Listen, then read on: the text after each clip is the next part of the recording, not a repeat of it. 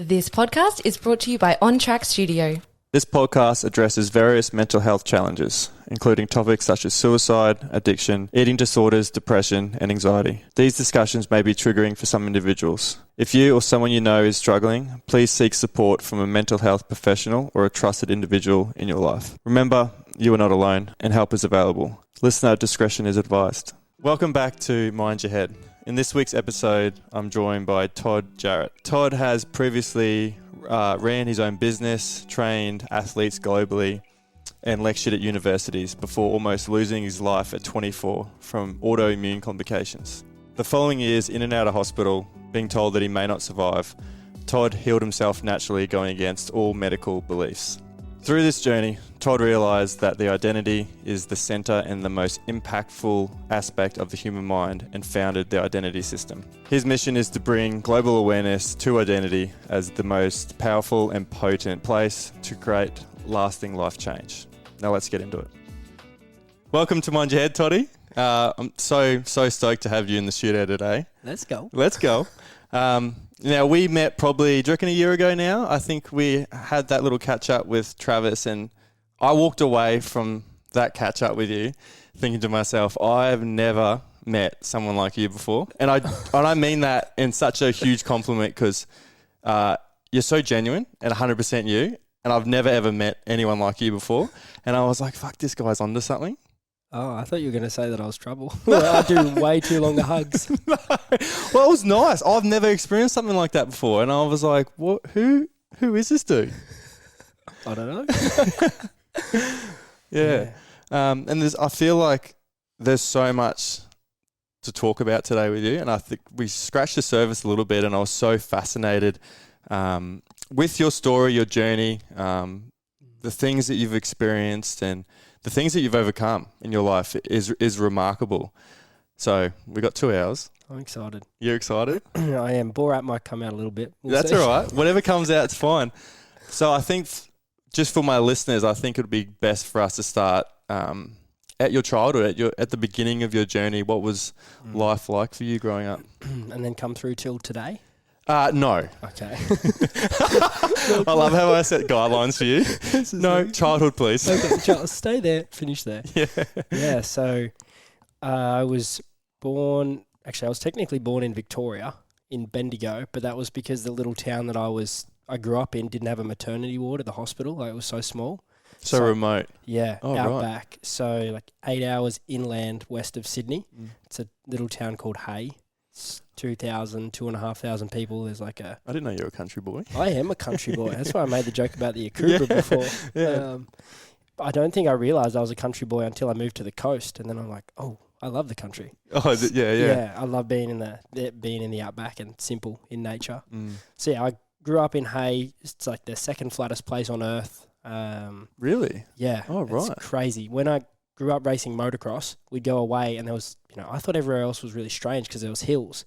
And it wasn't until I got to like my teenage years and I was able to discern, we're the weird ones. It's all flat. Really flat where we're from. It's like 300 kilometres in either direction of just as flat as a table. So you lived on a bit of property out there?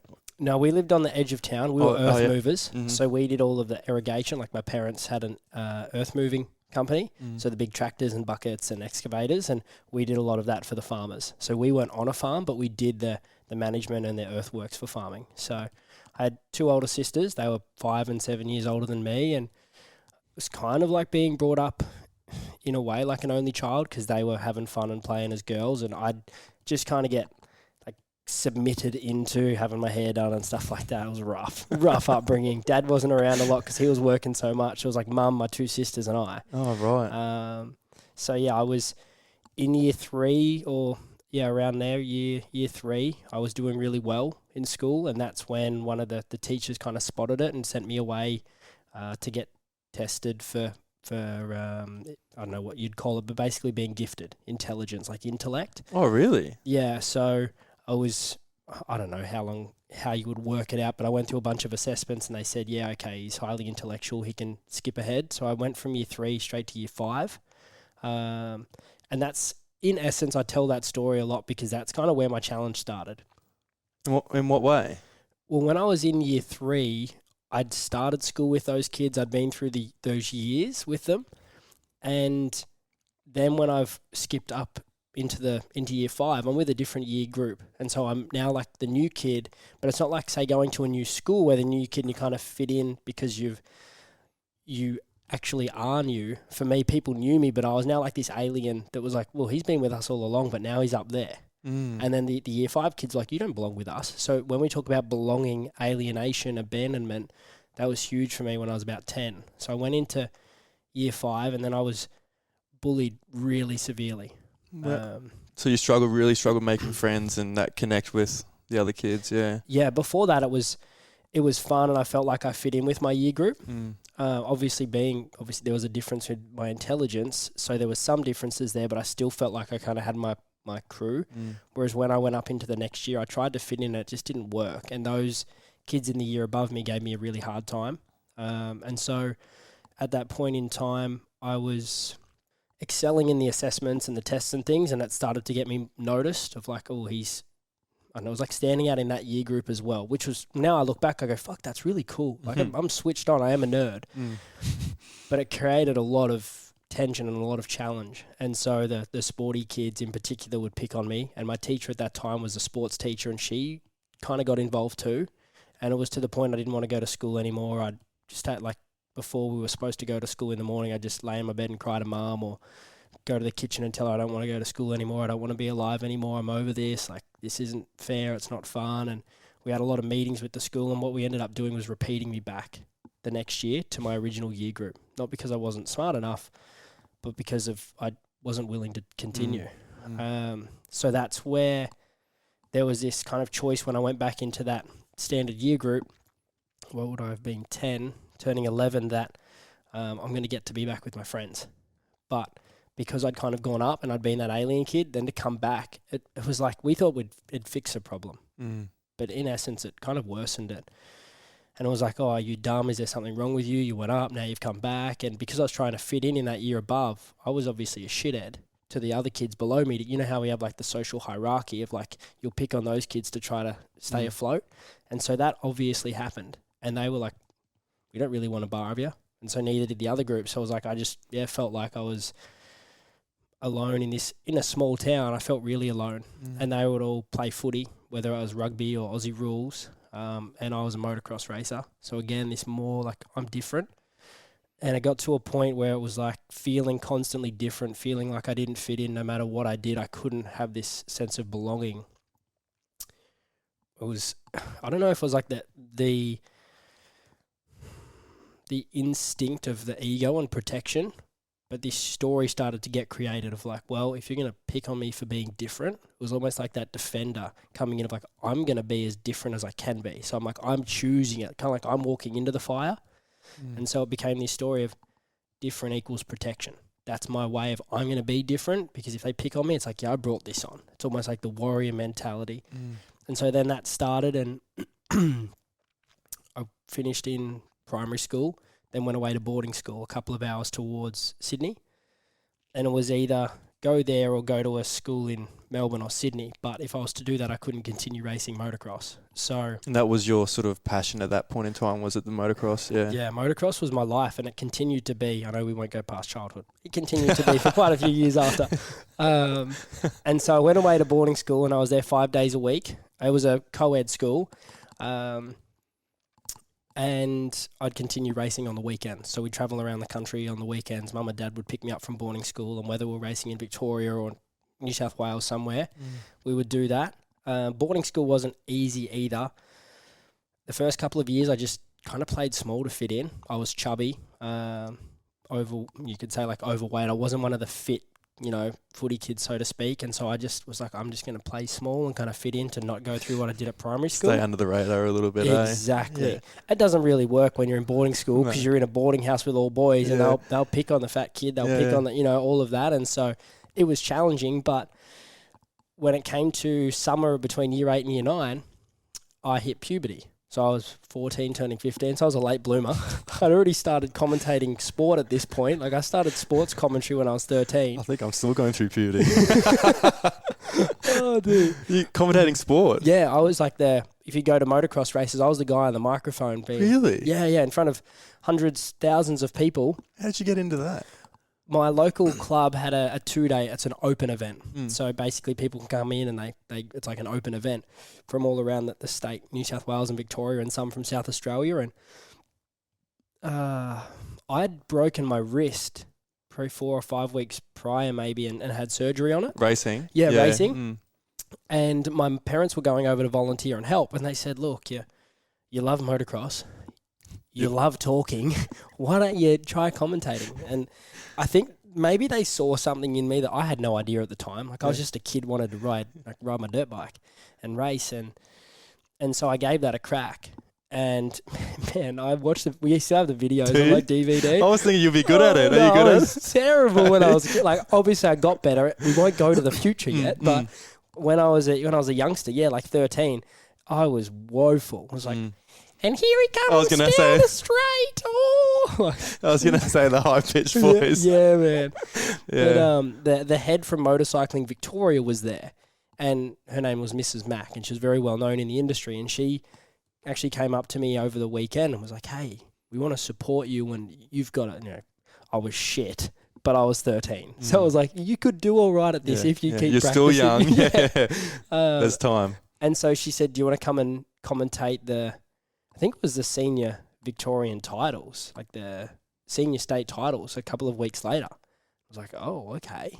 And so that's where that began. And so I was doing sports commentary at the state level for seniors and juniors and regionals around Victoria. And so was start of year 9. That's when I hit puberty, or in the summer of year 8, year 9. And it was like I came back a different human. It was so weird where... it was like the first time girls had noticed me. Yeah, nice. And I was like, ooh, hello, this is nice. And it gave me a sense of confidence. It gave me a sense of, oh, I can actually be me now. As a young guy and you're starting to have girls notice you, like, oh, this is fucking good. It's like the macho man comes out. And so there was more confidence, and I was able to then start to apply myself in school and my assessments and my marks and really kind of step into that. I still sucked at sport and still ran away from bullies and all of that retreat, which I now have gone through a lot in working through the patterns that came from it.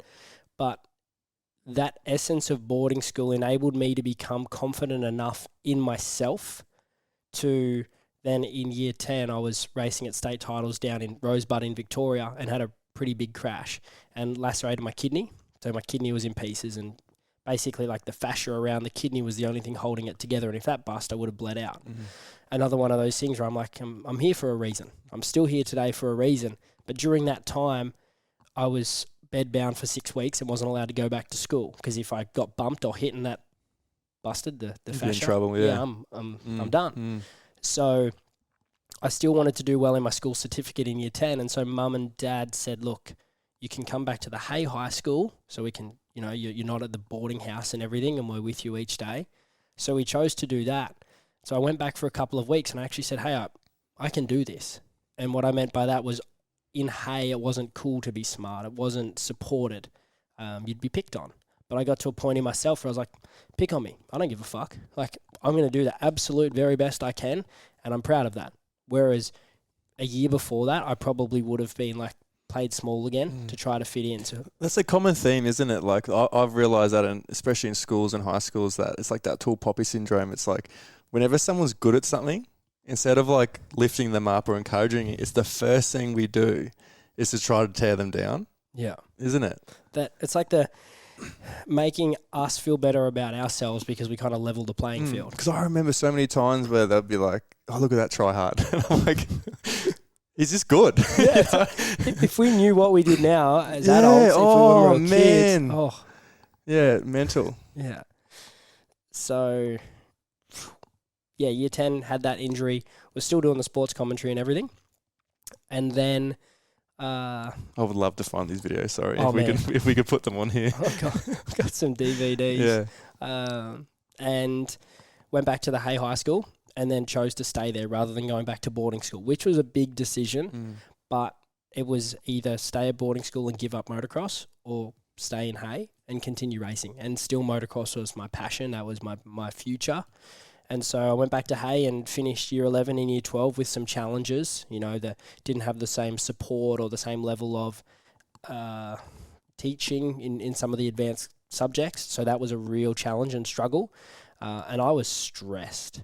I was super stressed through year 11 and year 12, like crazy cystic acne and things like that from the amount of stress that I was under, and massive emotional outbreaks with anger. Like I'd be super calm, nice guy. And as we know about like the nice guy, he's nice guy until something pops, and then it's like the volcano, and I'd fucking flip a desk at school and walk out and come back 5 minutes later. I'm like, I'm so fucking sorry. But it was just a build up. A build up of pressure, like feeling like I had to succeed because of what I'd been through in primary school, then going to the boarding school and coming back, and I needed to be this particular way. And I look back now and there was a large part of it that was self-imposed, but I feel like that also came from what I'd been through earlier years.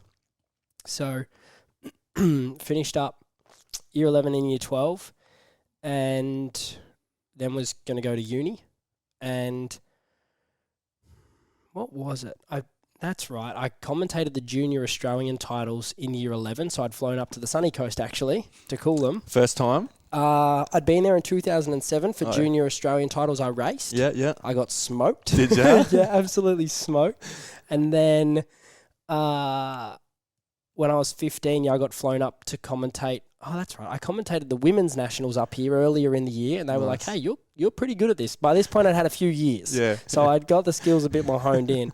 And then I came up and commentated the junior nationals up here for a week at Coolum, and then we went down to Horsham and the same thing. So basically, by this point, I was kind of the guy in junior commentary around the country, and then I got spotted at the junior nationals in Horsham in my final year when I was finishing high school, and the senior nationals, the MX, the big Australian championship guy, saw me, and Kawasaki race team spotted me, and they were like, "Hey, we're launching a junior team, and we'd love you to manage it." And so I left high school and went into managing a race team, which was a national race team, and then managing the national motocross series, and into study at uni. So it was like a lot, but at that point in time, that was kind of like the validation that I needed to be like, different is good, like caveman, like different, good. Keep going. Like, so a lot of insecurities I would have had under the surface, but I just had no idea about them because I was so driven and determined. Well, that was one of my questions. It was like, you seem so stubborn in your pursuit, but in like a good trait to be stubborn in a pursuit for success. Yeah. Like I don't feel like it takes, it would take a lot for you to like go off course. Yeah. Is that right? Yeah. Yeah. It's like that pig-headedness. Once I've got something that I'm holding on to, it's like, okay, I'm the last person that'll let go. Which I look back now and what I've been through the last couple of years in terms of the inner journey. And there was a period of time where I really shamed that. And we'll probably get to that part later, but there was huge shame around my sense of like attachment to things and the drive and the level of ego that I had to hold on longer than other people and push harder, and when other people would quit, I'd like stay the course. I actually shamed myself for that. It's only been in the last couple of months that I've gone, that's a fucking superpower when you have awareness with it. Because there's a lot of people are going down that path, but they're doing it from a place of obsession or from fixation that comes from lack underneath. And so that was me. And now it's like, okay, well, I have that work ethic and that capacity. I can tap into it, but I get to do it mindfully and choose when I use it or when I use it. I love that. And I don't mean to sound arrogant here, but I've always had this feeling or this thought ever since I was a kid that I was meant to do, I guess, big things in my life. Yeah. Like every job that I've had, I've always just sat there going, oh, fuck, I'm meant to be doing something else. Like, and big can mean like different things to different people. Yeah. And even when I was playing footy and like getting paid to do it, I was always thinking like, oh, I feel like I'm meant to be doing something else. Yeah. And, having an impact and whatever that means. And I didn't even know what that meant for me, having an impact or doing big things. And have you always had a feeling that you're going to do great things in your life? Why are you laughing? I had an experience in year one. Year one? In year one. And I shared this with my somatic therapist 6 months ago. I don't know how we got to it, but basically there was a sense of we have like our essence, our being, like our spirit. And then we have like a wounded layer, which is kind of like when we get in trouble as a kid or something painful happens where we get taken out of that and we get hurt.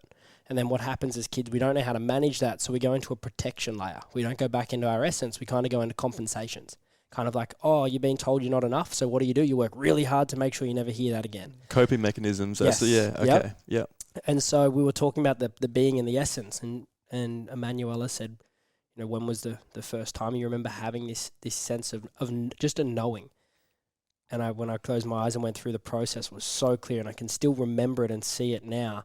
I was in year 1, and I had my little blue 2-button public school shirt on, and I was walking from the year 1 classroom, 1Q was our class, up towards where the sports shed and the canteen was. And there was just this, it was like a voice, and I don't know if it was I think it was like an internal feeling, but it felt like it was something outside of me. And it was this, you're here to do great things. That was the message. That's what you heard? That's what I heard. Oh, well, that's wow. what I felt. And there was this, I was fucking 7 years old. I didn't know what it meant.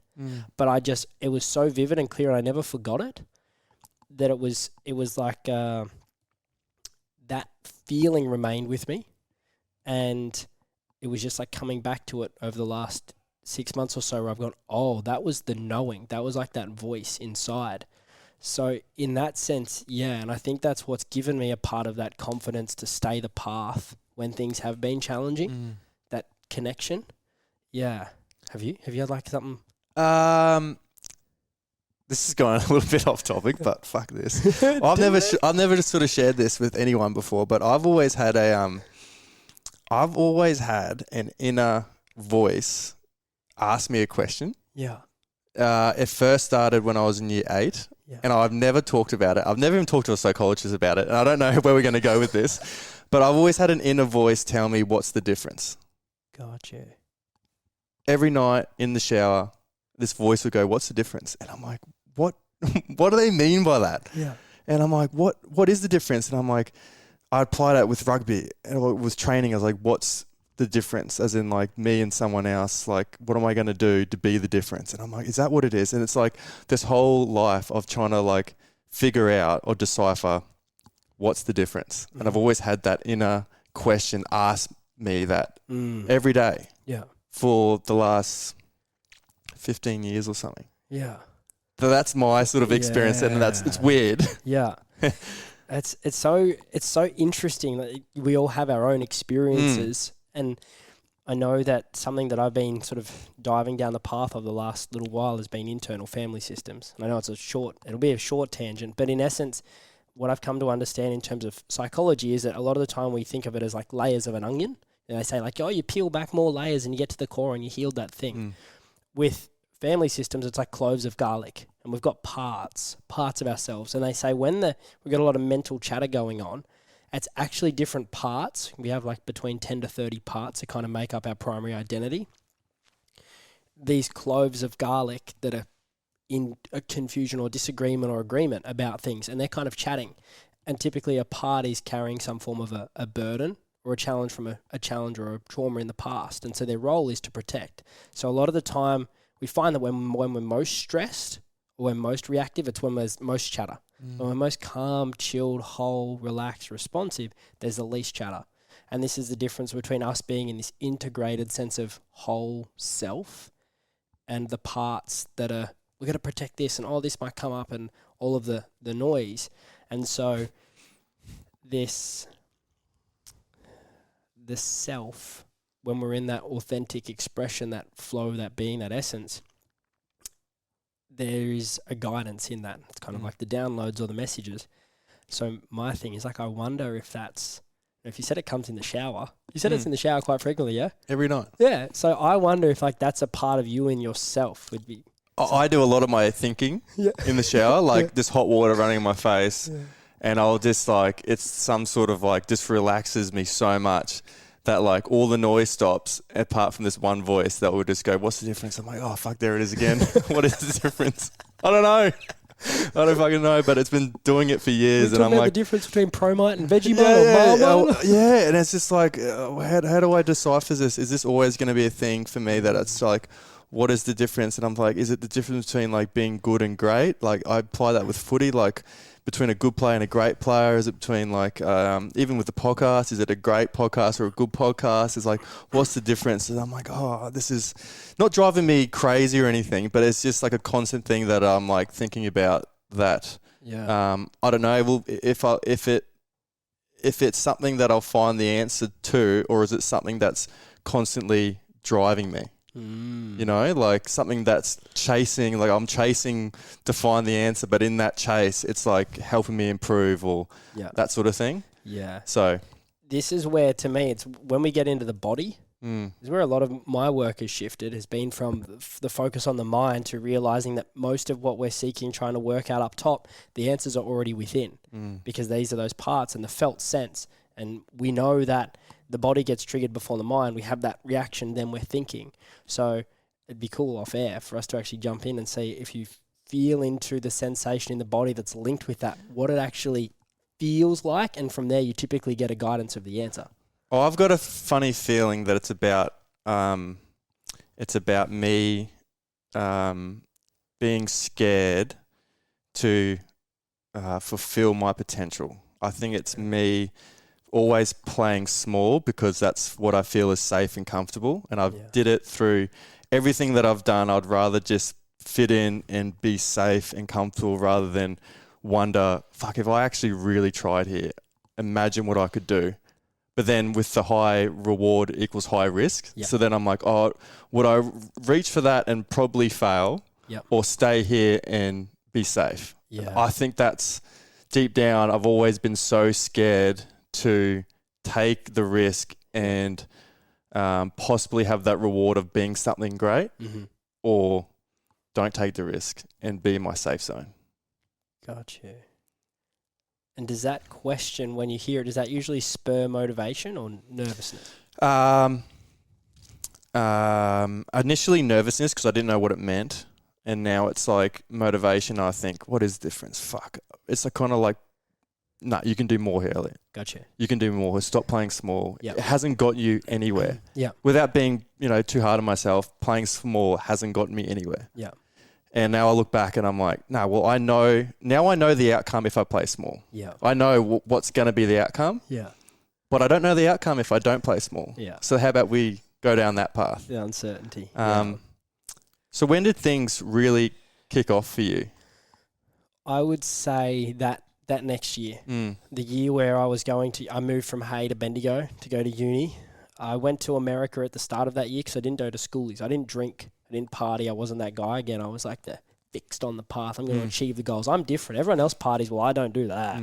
So I went to America at the start of the year and went and rode over there and did some travel, bit of a holiday, and then went to uni and started at uni full-time in exercise science because my passion was training athletes, and was doing the team management and the sports commentary for the national series and the senior state titles. So there was a lot happening, and I think from memory through that year I also did my PT certification so that I could start training people while studying exercise science to get reps, what do we call it, like reps on the board, so that I wasn't just working a job on the side that didn't actually apply to my study. So I was doing a lot. That was 2014.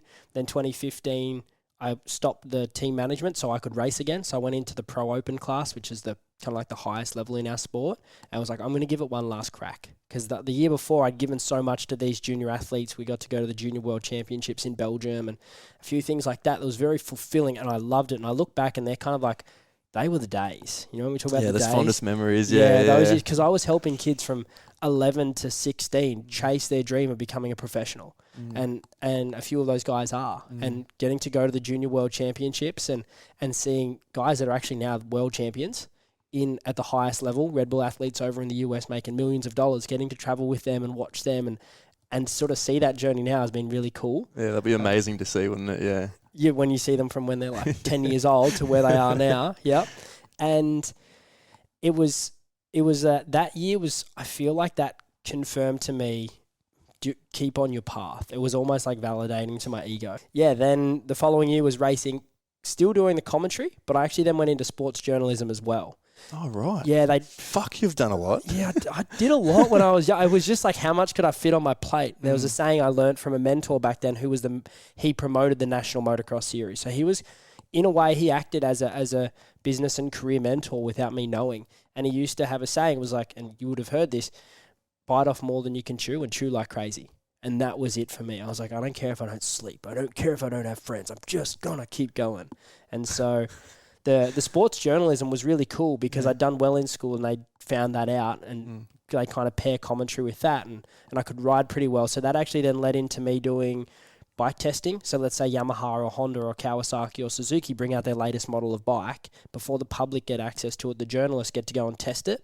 So they'd fly us in. I didn't know that. It's cool. It's really cool. Yeah. So you get treated like a rock star. Yeah. Because I never made as a pro racer. So that was like this my is way. The next best thing, isn't it? So you go and you ride the new bikes and you get to do the reviews on them. Hey, we like this. This could be improved. This is great. X, Y, and Z. Yeah.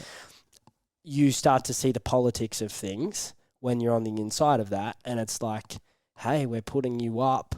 We're giving you all these nice things. Make sure you write a nice review. Yeah. They're trying to butter you up a little bit. Yeah. And that's typically the case for most people. But again, I'm the different motherfucker.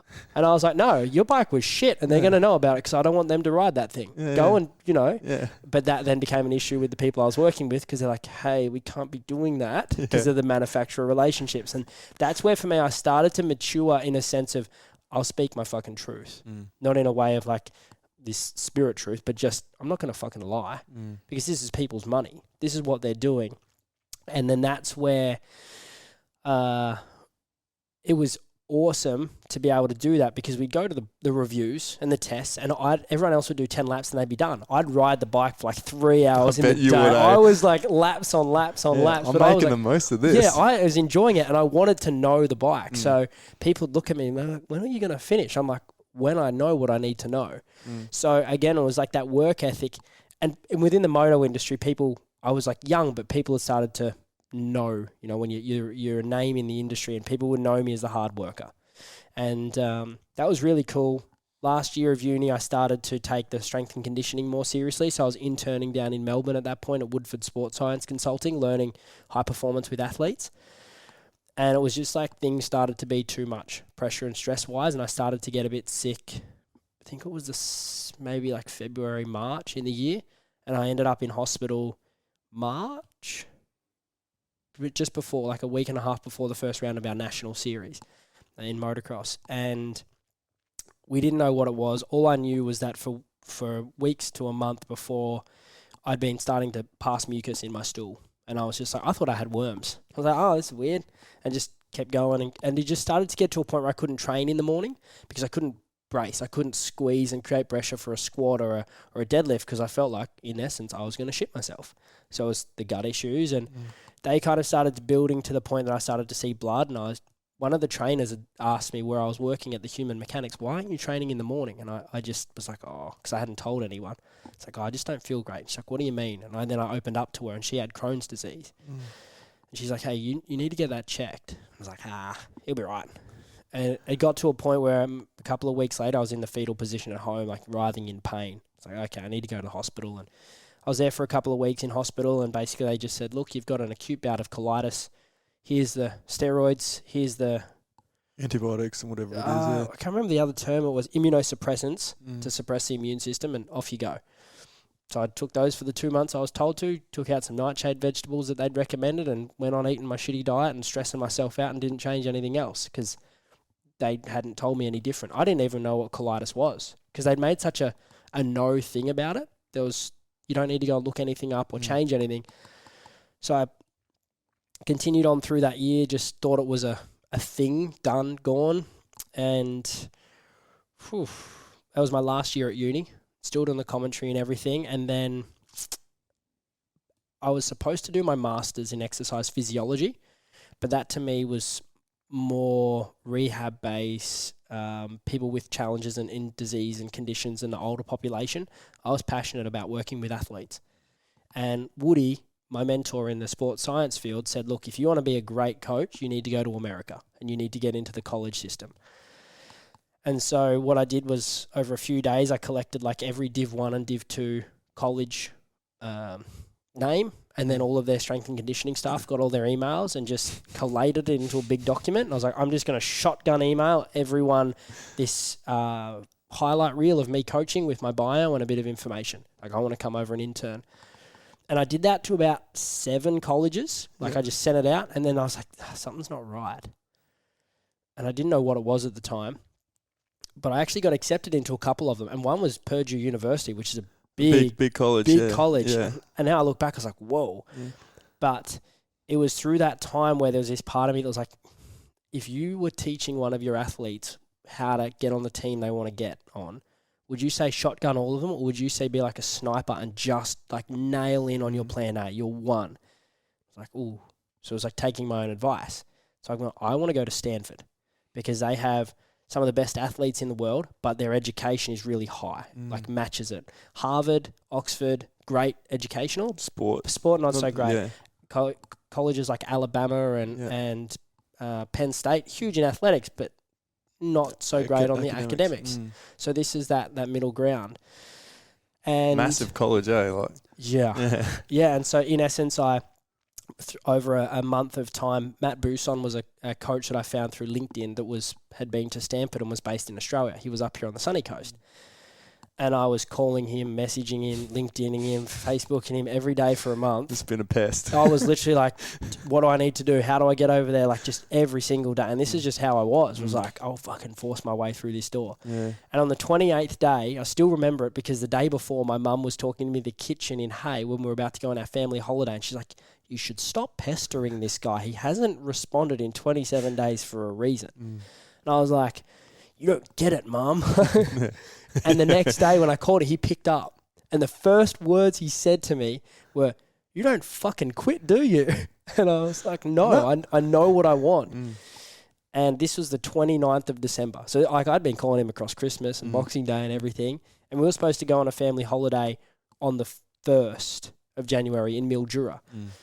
And he said, look, if you want to come up, you can come and have a week or 2 weeks up here. If you're good, I'll write the letter of recommendation, put it over to Stanford, and you're good to go. Yeah. And I was like, holy shit, like this could be real. And I packed my bags that night and I got on the road and drove straight up. Yeah. Missed the family holiday, but that's what I meant. Like I've done some talk on social media about how I used to be. Yeah. And now I wouldn't do that anymore. You wouldn't? No, because after what happened with my health through those couple of years, I know that we'd get to, I wouldn't compromise the things that I value most, which is love and connection. And I was on my deathbed and in those later years, and I knew that I'd fucked up because I was empty and I had achieved and created success, but it was all for this external vein and the ego and not actually feeling fulfilled in my life. And so like a lot of this is a cool story, but there's parts of it I go, there's the mindfulness that needs to be applied to the mindset and the drivenness. So there's got to be that balance of being driven, but also aware. Yeah. Yeah, because if I was to then shortcut through, came up here, Boos and Eldine and the guys that were linked in with the uni and coaching, they were like, wow, you're really good at what you do. Do you want to come and lecture at the uni with us and tutor and teach in the PT courses and train athletes up here? And at that point in time, I was basically running the academy that I was coaching down in Victoria, and I wasn't really getting to learn. I was the teacher. I'm like, I'm 20. My number one strength is my love of learning. And so I moved up here 2 weeks later. So I did the 2 weeks, went down and transferred someone else into my role for 2 weeks, and then came up, and I've been here since. I stepped into the gym that I was at, which was a performance academy up here, was teaching at the uni and training athletes, and started an allied health mentorship, which was a TJT mentorship. And at the start of 2017, I came up here. Start of 2018, I went to the US and got to go and guest coach at Stanford. What an experience, eh? Holy shit. Yeah, dude. And like Katie Ledecky was there. She's like the second most successful Olympian of all time to Michael Phelps. Getting to see her in the swim program, getting to work with guys like Christian McCaffrey, who's in the NFL. The NFL running back for 49ers. Is it a different level over there? Yeah. It is. Oh, yeah. It's a whole different... Well, there's just a depth. Like, we might have 10 people in Australia that are elite. Yeah. That can beat the Americans. But Americans have 1,000 of pretty close. You know, so being over there, just the level of financial investment in their facilities, the amount of gyms that they had on campus at Stanford, the level of equipment that they had was just unbeknownst to me. Like, it was a whole different world. Yeah. Just the amount of money in the facilities and the testing and the science that they had around it was incredible. And I got to, when I was there, Carol Dweck, the book Mindset. Yep. She talks about fixed and growth mindset. She was a lecturer there. And Robert Sapolsky, who's the author of multiple books, but one is Why Zebras Don't Get Ulcers, which was now I look back, I go, wow, fuck, I wish I'd talked to him more because of what I went through with my health in the later years. But I got to go and sit in on some of their lectures and listen to them in there, because at this point in time, I was training athletes physically, but I had athletes that were the fittest and strongest in motocross, and they weren't winning. I was like, something's off. Yeah. And so I'd started to, I'd been a very mindset person all my life, but then started to transition to bringing mindset in with my athletes. And by this point in time, I knew physical wasn't the answer. So although I was at Stanford, I was interviewing their head coaches and the runners, the leaders of the programs, not about what they're doing in training, but I was like, what sets you apart in performance? Or what sets Alabama apart in terms of how they win? So it was more about what are the 1%ers? It's so true, because at the highest level, everyone physically are absolute machines. Yeah. So you got to find the point of difference, and the point of difference, you're right, is that mental game. Yeah, it was the sense of, at that point, it was their sense of belief in the program they're a part of. If you go to Alabama, you're there to win. Stanford was not the Stanford Stadium was known as the library because it was so quiet, compared to over East. Just these massive discrepancies, and that would show. So it was interviewing about that, and then when I went to a few other facilities, Mike Boyles and Eric Cressy's and Les Spellman's down in San Diego, all world-class coaches, it was similar. They've created professional athletes, but I'm asking them more about what's the difference between this guy in the NFL and this guy in the NBA, and why are they the 1% and why are these guys not? So it had already transitioned into the passion of mindset, and I started bringing that into TJT and the mentorship, just with simple things like ice baths and gratitude and affirmations back in the day, and looking at limiting beliefs and stuff like that. I was in the exercise science and strength and conditioning space, but the passion was the mind.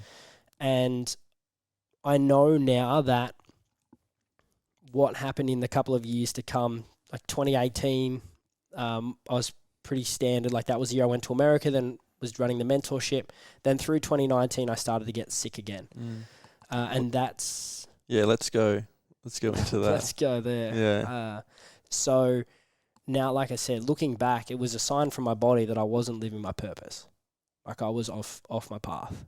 Because I was so passionate about the mind, yet I was still teaching at the uni about prescription and programming and training and lecturing and running my mentorship in the physical, where my whole, my mission and my journey was more to what I'm doing now, but I wasn't willing to do the thing because I was I'm so successful in this space at such a young age, the ego, being attached to that sense of validation. And I started to have similar symptoms, originally, getting the bloating and then having the inconsistent stomach things and then the mucus and then more blood. And from, I would say end of 2018, actually, I was starting to have that. And it got to the start of 2019 and I needed to see a specialist because things weren't going too well. I was passing blood multiple times a day and just wasn't doing anything about it, and saw a specialist, and they basically just wanted to put me on a whole bunch of medication. I was like, it just doesn't feel right. So I said no to them. By this point, I'd read Dispenza's work and Bruce Lipton's work around epigenetics and how we can heal ourselves, and knowing the physiology of the body to the point I had through my study and the teaching at uni and in human physiology. I was like, there's things here that I'm not sold on the medication. And so a couple more months went by and I was still passing blood and I still wasn't great. I was functioning, but I was nowhere near 100%. I was in pain, I was in discomfort, and I was kind of pushing through. People didn't know on the outside, but I was in a pretty rough time. It continued on, and then I got to work with a specialist who was one of the top in the world in fecal microbial transplant, which it's called FMT, and it's all the gut microbiome. Oh, yeah. So basically what they'll do is people with gut health issues, they'll take the gut microbiome, so the feces, the shit, of someone else, and they'll implant it into your own stomach, and it will repopulate and heal. Never heard of that. Yeah, so it's wild. People that have been obese are given the microbiome of someone that are thin, healthy, they lose all the weight. People with epilepsy, people with autism are given the microbiome of someone that is without epilepsy, without autism, completely cured. Like, What? mind-blowing shit. They said that FMT is probably the biggest, what was the word? Discovery since antibiotics. And obviously antibiotics have their strengths and their weaknesses. Mm-hmm. FMT, when it was first discovered, they just went gung-ho with it. And then they were like, oh shit, we've got to be careful because we're actually like people that have this issue are now giving it to them. So it's kind of like putting in another organ in a way. Mm-hmm. Like you can take on those impacts. So I got to connect with a professor, Johan van den Bogard, and he had just finished publishing research in The Lancet, which is one of the highest renowned scientific journals in the world in health. And he'd just done a research on FMT. And I went to him and said, hey, I don't want to take medication, I want to do FMT. And he said, look, we've just finished our research on Project, sorry, we don't have the funding. And it's like, shit. And my mum and dad knew how severe I'd been. And they said, look, we'll fucking fund it. Like, if we need to get the fridge, if we need to get the things, like, what do we need to do? Because it was kind of like they questioned the medication as well, I think, from my views. And we couldn't get it worked out in time. And so basically I got put on medication. I had allergic reactions. It was all challenging. And then in July, I ended up in hospital emergency, had to go in kind of in an emergency state because they needed to put me on a whole bunch of hydrocortisone. So in essence, with an autoimmune condition, that's what ulcerative colitis is. And I don't identify with that label anymore. Have better gut health than pretty much anyone I know. My health, my fitness, my strength, I'm the fittest and strongest I've ever been. I don't have symptoms. I can eat gluten and dairy and shit and I feel fine. I've done the work to recreate my health. But in terms of that label and autoimmune conditions, in essence, it's an accumulated stress in the body where the body can't handle it anymore, so it starts to like leak things out. So ulcerative colitis, it starts to break down the gut of the large intestine. Crohn's, it's the small intestine. People with rheumatoid arthritis, the inflammation happens at the joints. People with eczema or psoriasis, it expresses through the skin. It's all just an excess stress that causes wherever they've kind of got their chink in the chain in their immune system for it to seep through. And this is one of the most incredible things that I learned. And having healed myself from the inside out, I absolutely believe it with my whole heart and my whole knowing that that's the case. And I'll say almost everything that people experience is curable and healable through going through to the root cause of what it is, not just the medication and prescriptions. That's mental, isn't it? Well, it's physical, but yeah. It's crazy. So how bad did it get for you? To the point where I went through a couple more months on all the medication in 2019. And then in September 2019, I'd actually stopped everything. I'd stopped teaching at the uni, stopped training athletes, stopped my business. I was literally just bedbound. I came back up to the sunny coast after I'd been down to visit my family, and I couldn't. I called Johan and was like, hey, I can't turn over. Like, I can't grab my bag from the back of the car because it's too painful. And he said, hey, you need to go get checked into the hospital. And it was to the point I couldn't walk. I couldn't move at that point in time. Did you lose a lot of weight? Like, what was your appetite?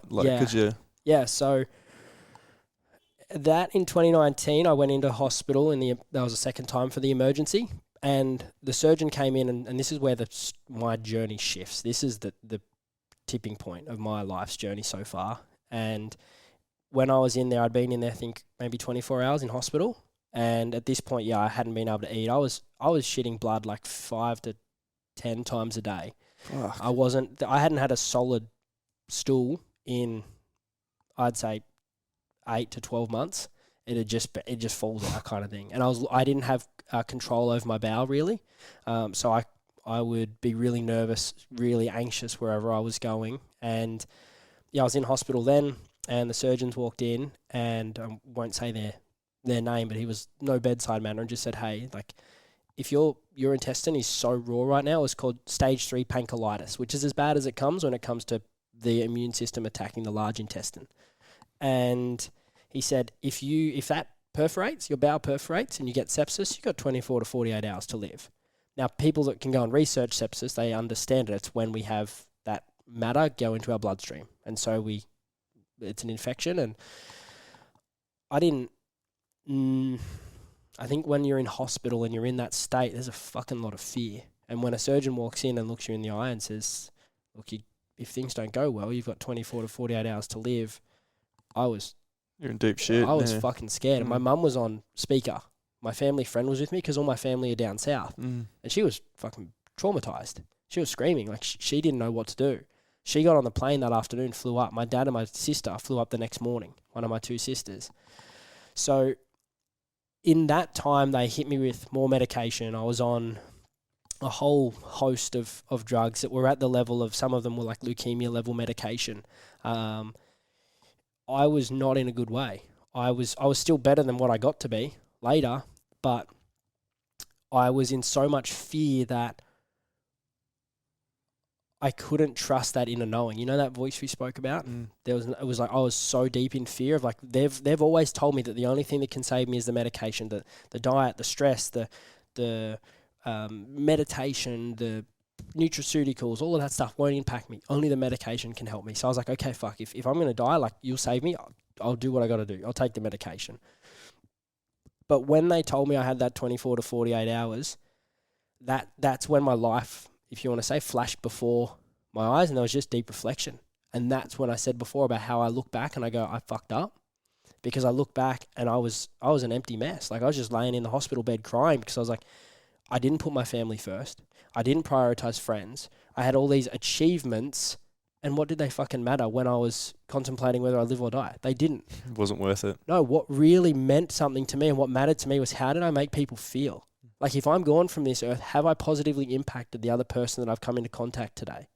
Have I left a positive mark on this person to know that they'll live a happier life? Because that's why I know now that I got to go through what I went through, because I have that awareness now at 24 when most people get it at 80 when they're about to go.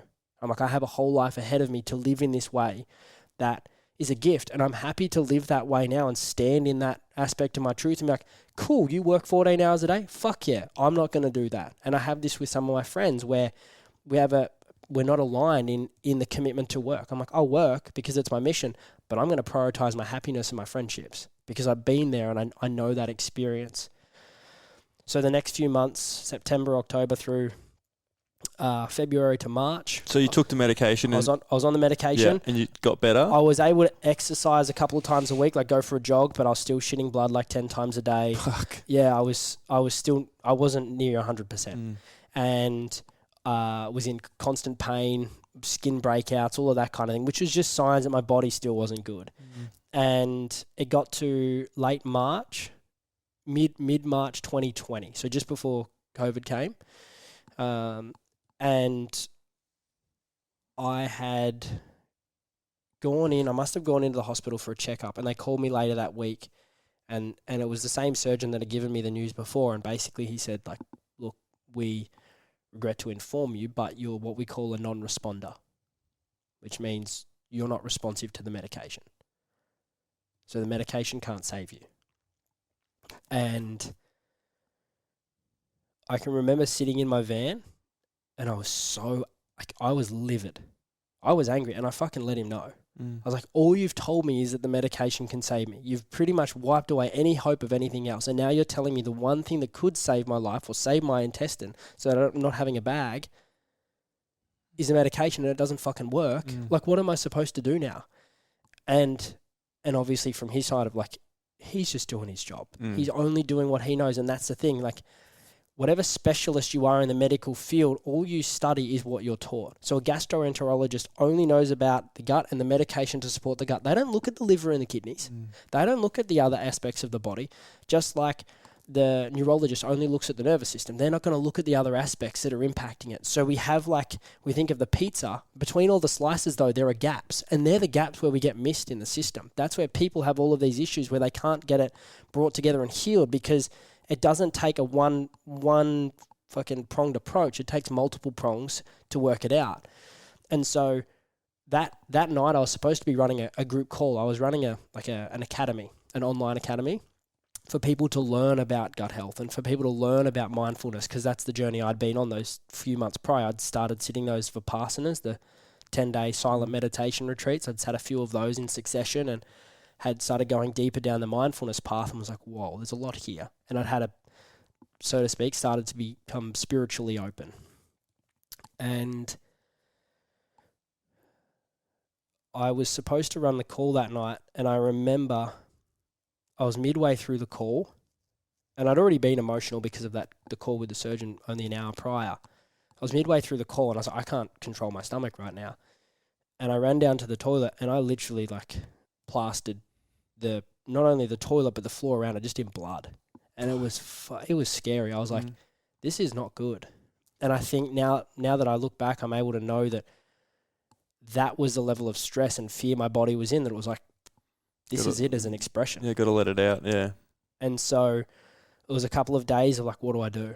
Of complete confusion, of dissonance, of I've been told that this is the only thing that can save me. Now I'm told that it won't work. What do I do? And it was on the 28th of March in 2020. I was sitting on the balcony at home where we lived in Alex Heads, and I remember calling Mum, and I was like, I'm not going to take the medication anymore. I won't do it.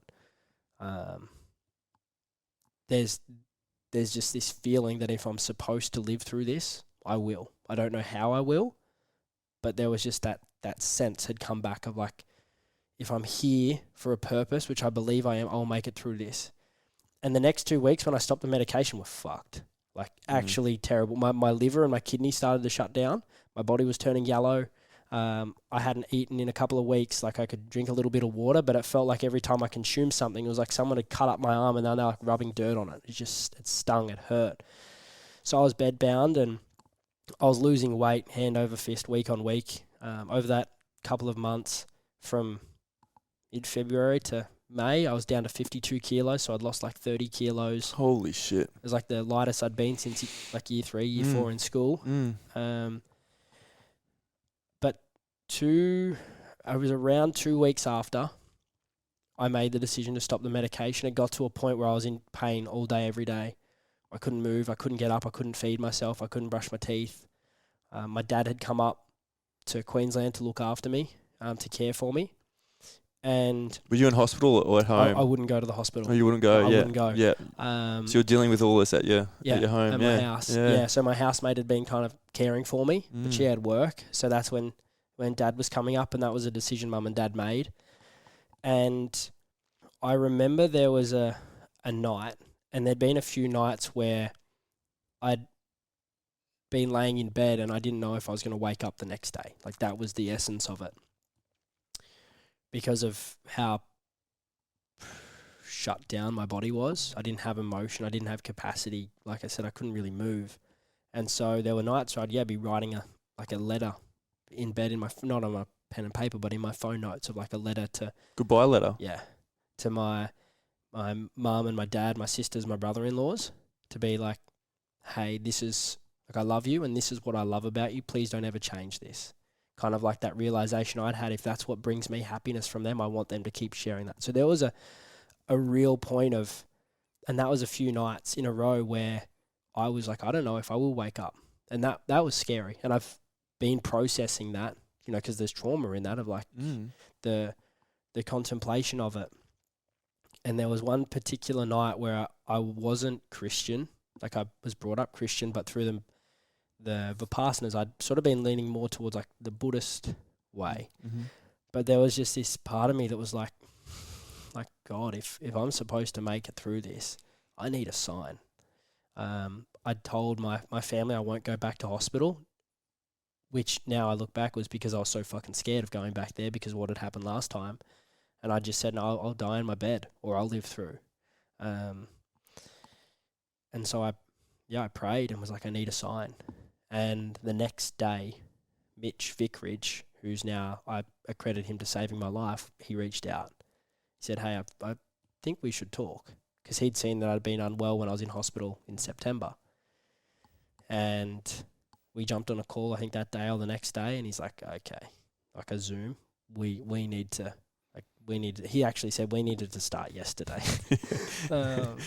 And so that's where the real inner journey began. And he'd been through it as well, but he lost his intestine. So he'd been a bodybuilder. He'd been an Arnold's Junior Classic bodybuilding champion, and then he lost his intestine. He'd been really unwell. Yeah. And then because of his pain, he was I don't want other people to go through this, so I want to help people take control of their health. And when I first went to him, I said, look, I've been on the FMT list, And this is kind of where I started to learn about the true power of our body's healing, because I got to a point where I could trust it, but Mitch taught me the why. And he said, look, with your gut, I know I was speaking about the gut before, and this is why I'd share it, is that with the gut, we do this FMT and we give you a new, like the microbiome, but he said in 12 months' time, you'll likely be back to where you were, which they're finding more and more is happening. Like you'll revert back. And he said, if that's the case, do you feel like that's the root cause of the problem? And I said, well, logically, no, it can't be, because something is causing that reversion. And he said, okay. I said, well, I don't know what it is. Stop fucking playing with me. Like, we don't have time for this shit right now. Tell me the fucking answer. Yeah. But he was like really nailing it in for me to go, there's something that even the whole gastroenterology look deeper is missing. And he said, in an essence form, in a simplified form, he explained that if you're under a constant load of stress, your kidneys, thus your adrenal glands, are constantly expressing cortisol and adrenaline, like the adrenaline, and you're in cortisol with stress. And when that's happening, it's like they don't get to rest. It's kind of like you leave your car on idle overnight, your petrol's lower. If you keep doing that long enough and the body doesn't get to rest and recover, you will run out of fuel. So then you start to have these adrenal issues. When that's the case, you're not getting blood to the primary organs to rest, recover in that parasympathetic state. And when that's the case, then you start to have liver dysfunction. So when that's the case, then you have issues with your bile, which helps break down. The same thing with your digestive enzymes. So then you have food that would typically be digested that's not, because one, you're not getting blood flow to the area that digests, and two, you're not having the function of the liver and doing what it should be doing in breaking down the food. It's like a row of dominoes. It's like that knockdown effect, isn't it? He explained how you can work with the gut, but if you don't address the liver and the kidneys and the liver and anything else that's linked in specifically to that person, you will keep coming back and reverting in the same way. So he said, we're not going to work on your gut. We're going to do everything we can to take pressure off your gut from needing to do any work so it can basically heal like a wound. And it's like an easy way for people to think about it. If you've got like stitches in your elbow and you're bending your elbow all day, every day, it's not going to fucking heal because it keeps opening the wound. So he said, if you keep eating these fibrous foods that are challenging for it to break down, or these dense foods, or even like solid foods, that's constantly working it. So we're going to focus on your liver and your kidneys, getting them back to function. We're going to take all the stress off your gut we possibly can. And when we get to a point where we feel like that's starting to heal, then we can start to reintroduce things. So all we did for the first, let's say April, May, June, let's say June, first 2.5, 3 months, I was on cold pressed juice. That was the primary thing because it was cooling, it was soothing on a hot intestine. That's like ulcerations, it's heat stored. And for me, it was from anger. And I'd have a little bit of, just for protein and minerals, I'd have beef liver because of its nutrient density, and egg yolks.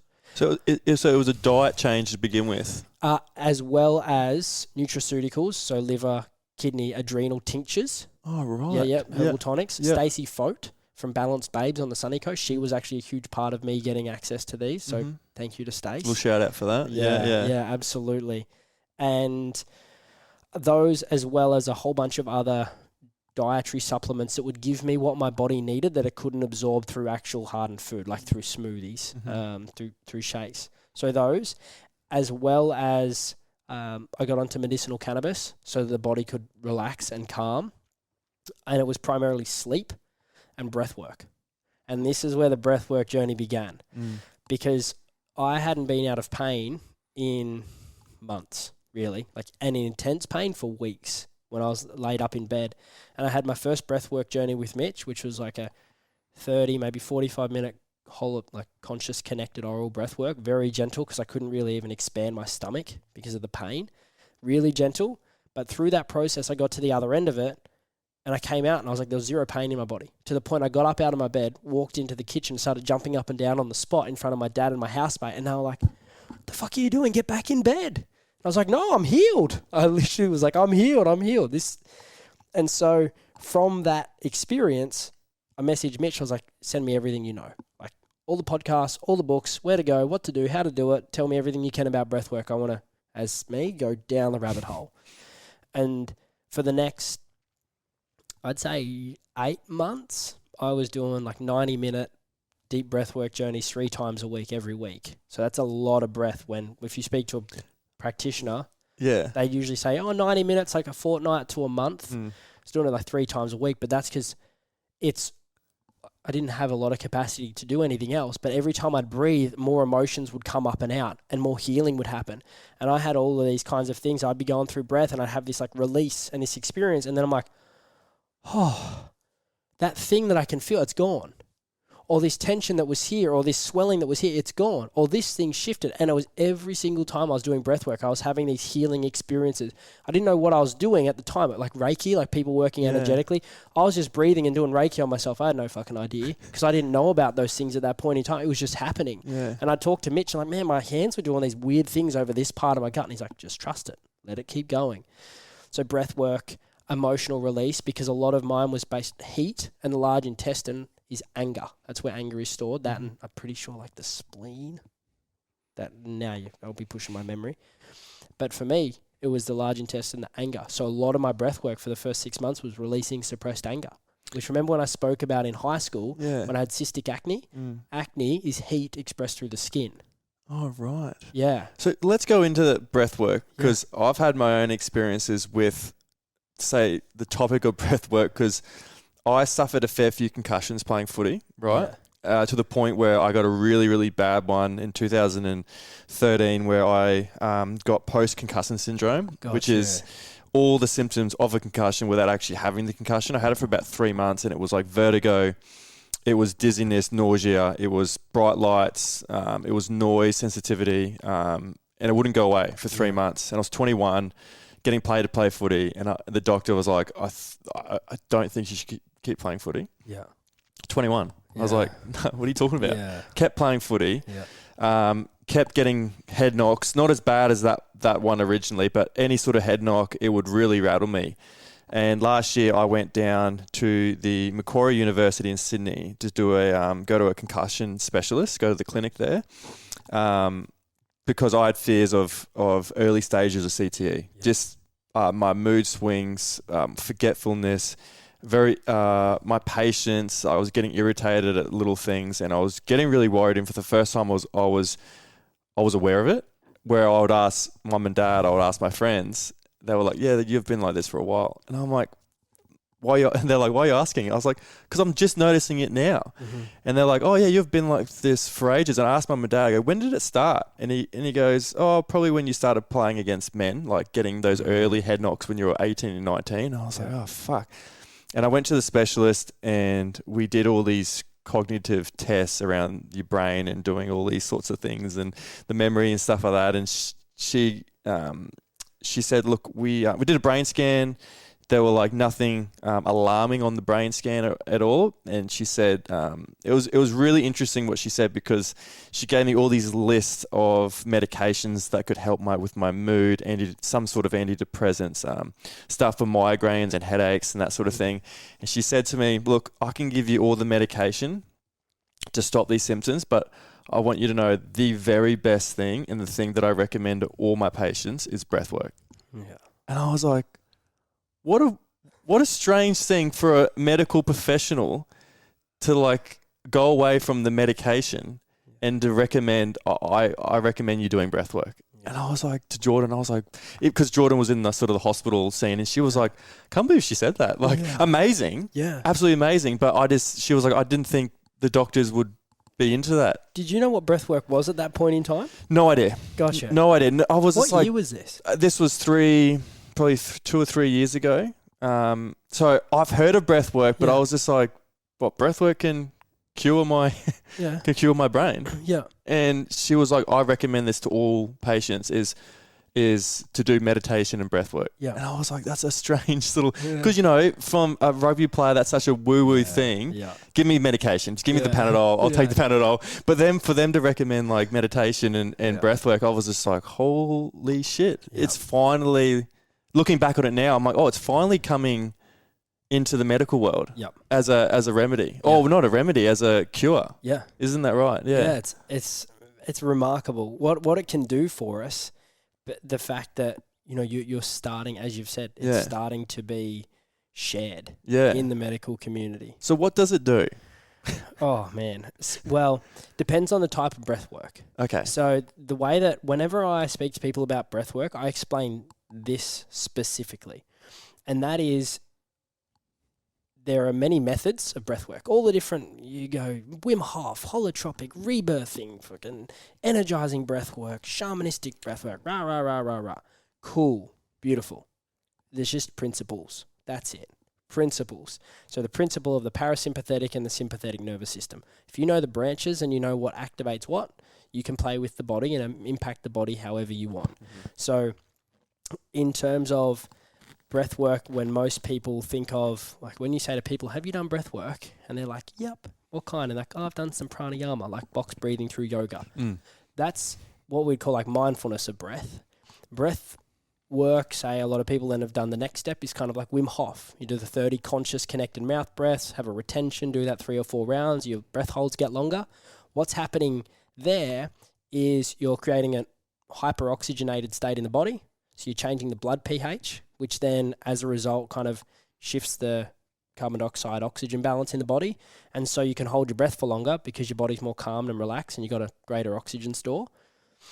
But people also usually in that feel like, oh, I got like this tingling feeling in my body. That's what I felt. Yeah. And so tingling can be, typically for people, that just means that they're becoming more aware of their subtle body, less the gross body. Like if I kick your foot or you kick your toe, you feel your toe hit an object. You're not feeling the vibrations in your body.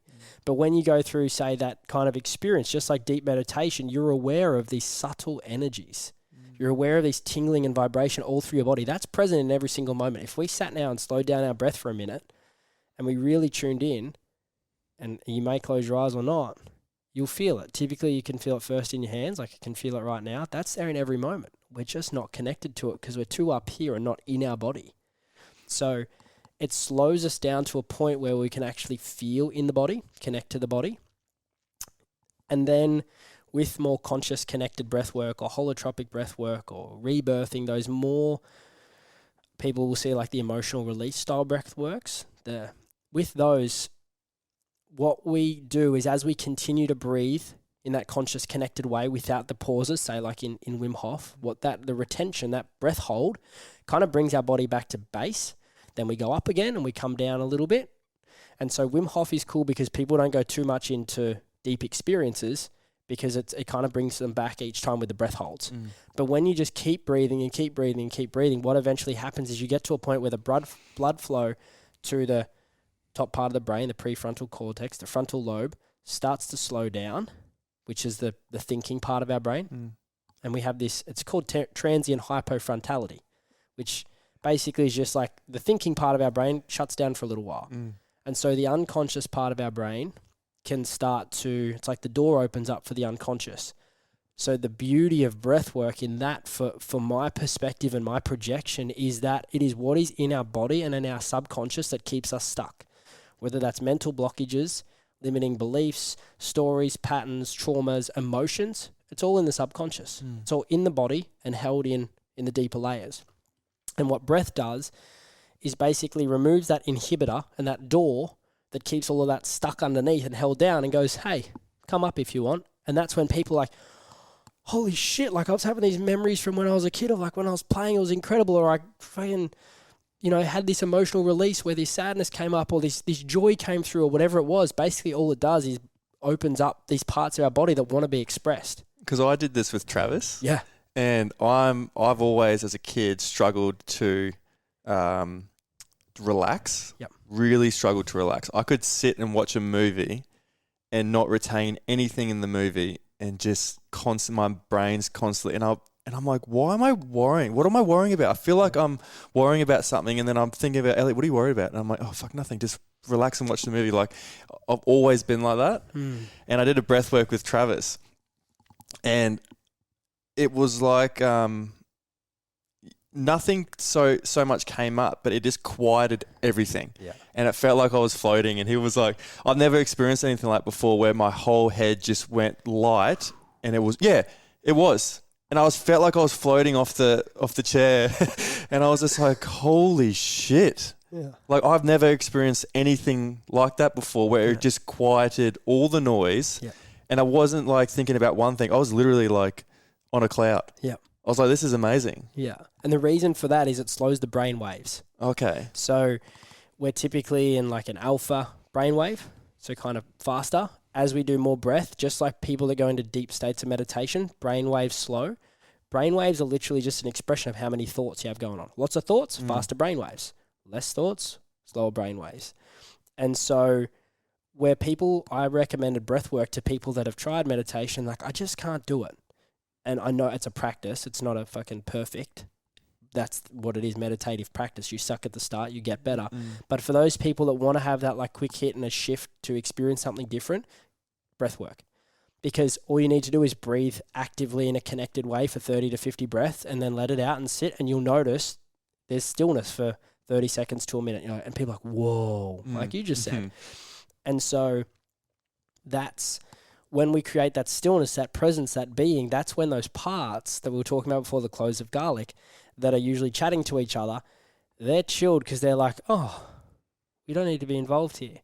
And that sense of stillness and being, that's actually what's underneath. That sense of like, oh, bliss. Like when we're laying there in that moment and the tingling is just rushing through the body, that's actually there every moment of every day. We're just not tuned into it because we're so much in our head with the noise working. And so breath in that essence is great for calming, for quieting the mind, for relaxing. I used it for the emotional expression because it enabled me to get out of the parts of myself that had shamed myself for anger and let it through. During your healing process, that's how you used it. Yeah. So when did you get into the identity? When did that come in? Yeah. So through that process in 2020, start of May, Dad got an RV and drove me down to Victoria so I could be in the care of the family because it was going to be like 8 months of healing. Mitchie had said, like, look, give it a couple of years. This is going to be a long process. Like you were knocking on death's door because I was like, oh, by the end of this year, I'll be 100%. He's like, whoa, steady down. And that was hard to hear. But one of the best things he told me was like, if it took 3 years, could you accept that? So I was like, okay, and let me focus more on the process and less on the outcome. Be patient. Yeah.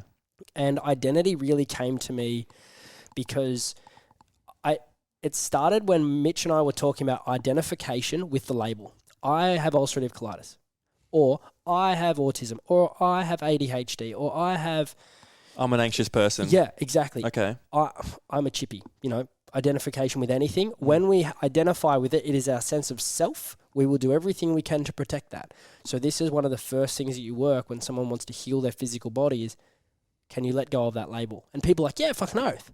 But what the case is for most people is that they have what we call a hidden reward for it. I didn't realize this. And when Mitch said to me, because we were talking about the label, and he said, can you let it go? And I was like, obviously, I'd love to let it go. He's like, well, okay. What are you getting from it? And I was offended. I was like, you fucking think I'm getting something from this? Like, I'm in the care of my parents. I've lost my fucking business, my career, my friends. How am I getting anything from this? And he's like, look, you can either defend yourself or you can be open to it. And when I opened to it, I realized that what I was getting was a sense of unconditional love for who I was, not what I'd done. It's like, I can be sick. I don't need to do anything, achieve anything, go anywhere in a career, and they still love me. Oh, so prior to that, you thought you had to be something to be loved. Yep. Oh, right. And that's where I say about the mindset was so strong, but underneath it was a little boy that just wanted to be loved. And that's what I say about people. I love people that are driven. But if I see it and I don't see the mindfulness, then I will challenge them. And that's because I don't want them to end up where I did. This feels like a bit of a therapy session for me, but go for fuck it. Yeah, it's your space. My experiences with identity, I've done a lot of stuff with rugby teams where before a season, we'll sit down as a team and we'll get on the whiteboard and all of us will say, all right, who we are as a team for this season. How do we want to play the game? Who do we play for? Our morals, like all that stuff, we'll put down as a list, and that's who we are as a team. Everyone buys in. We have a great chance to be successful. I've done heaps of that. I follow the All Blacks, and I'm a big consumer of what they do to be successful. When things aren't going good, they can always lean back onto their identity as a team, as a nation, gets them through the hard times. Despite that, I've never, ever thought about applying that to an individual before. Yeah. Which is weird because I've been around systems where we do identity as a team. Yeah. And there's a question that scares the shit out of me. Yeah. All right. And if someone were to ask me this, I wouldn't know what to say. I wouldn't know where to begin. That's why it scares me. Yeah. If someone were to say, "Who are you?" Yeah. Scares the shit out of me. You're not alone.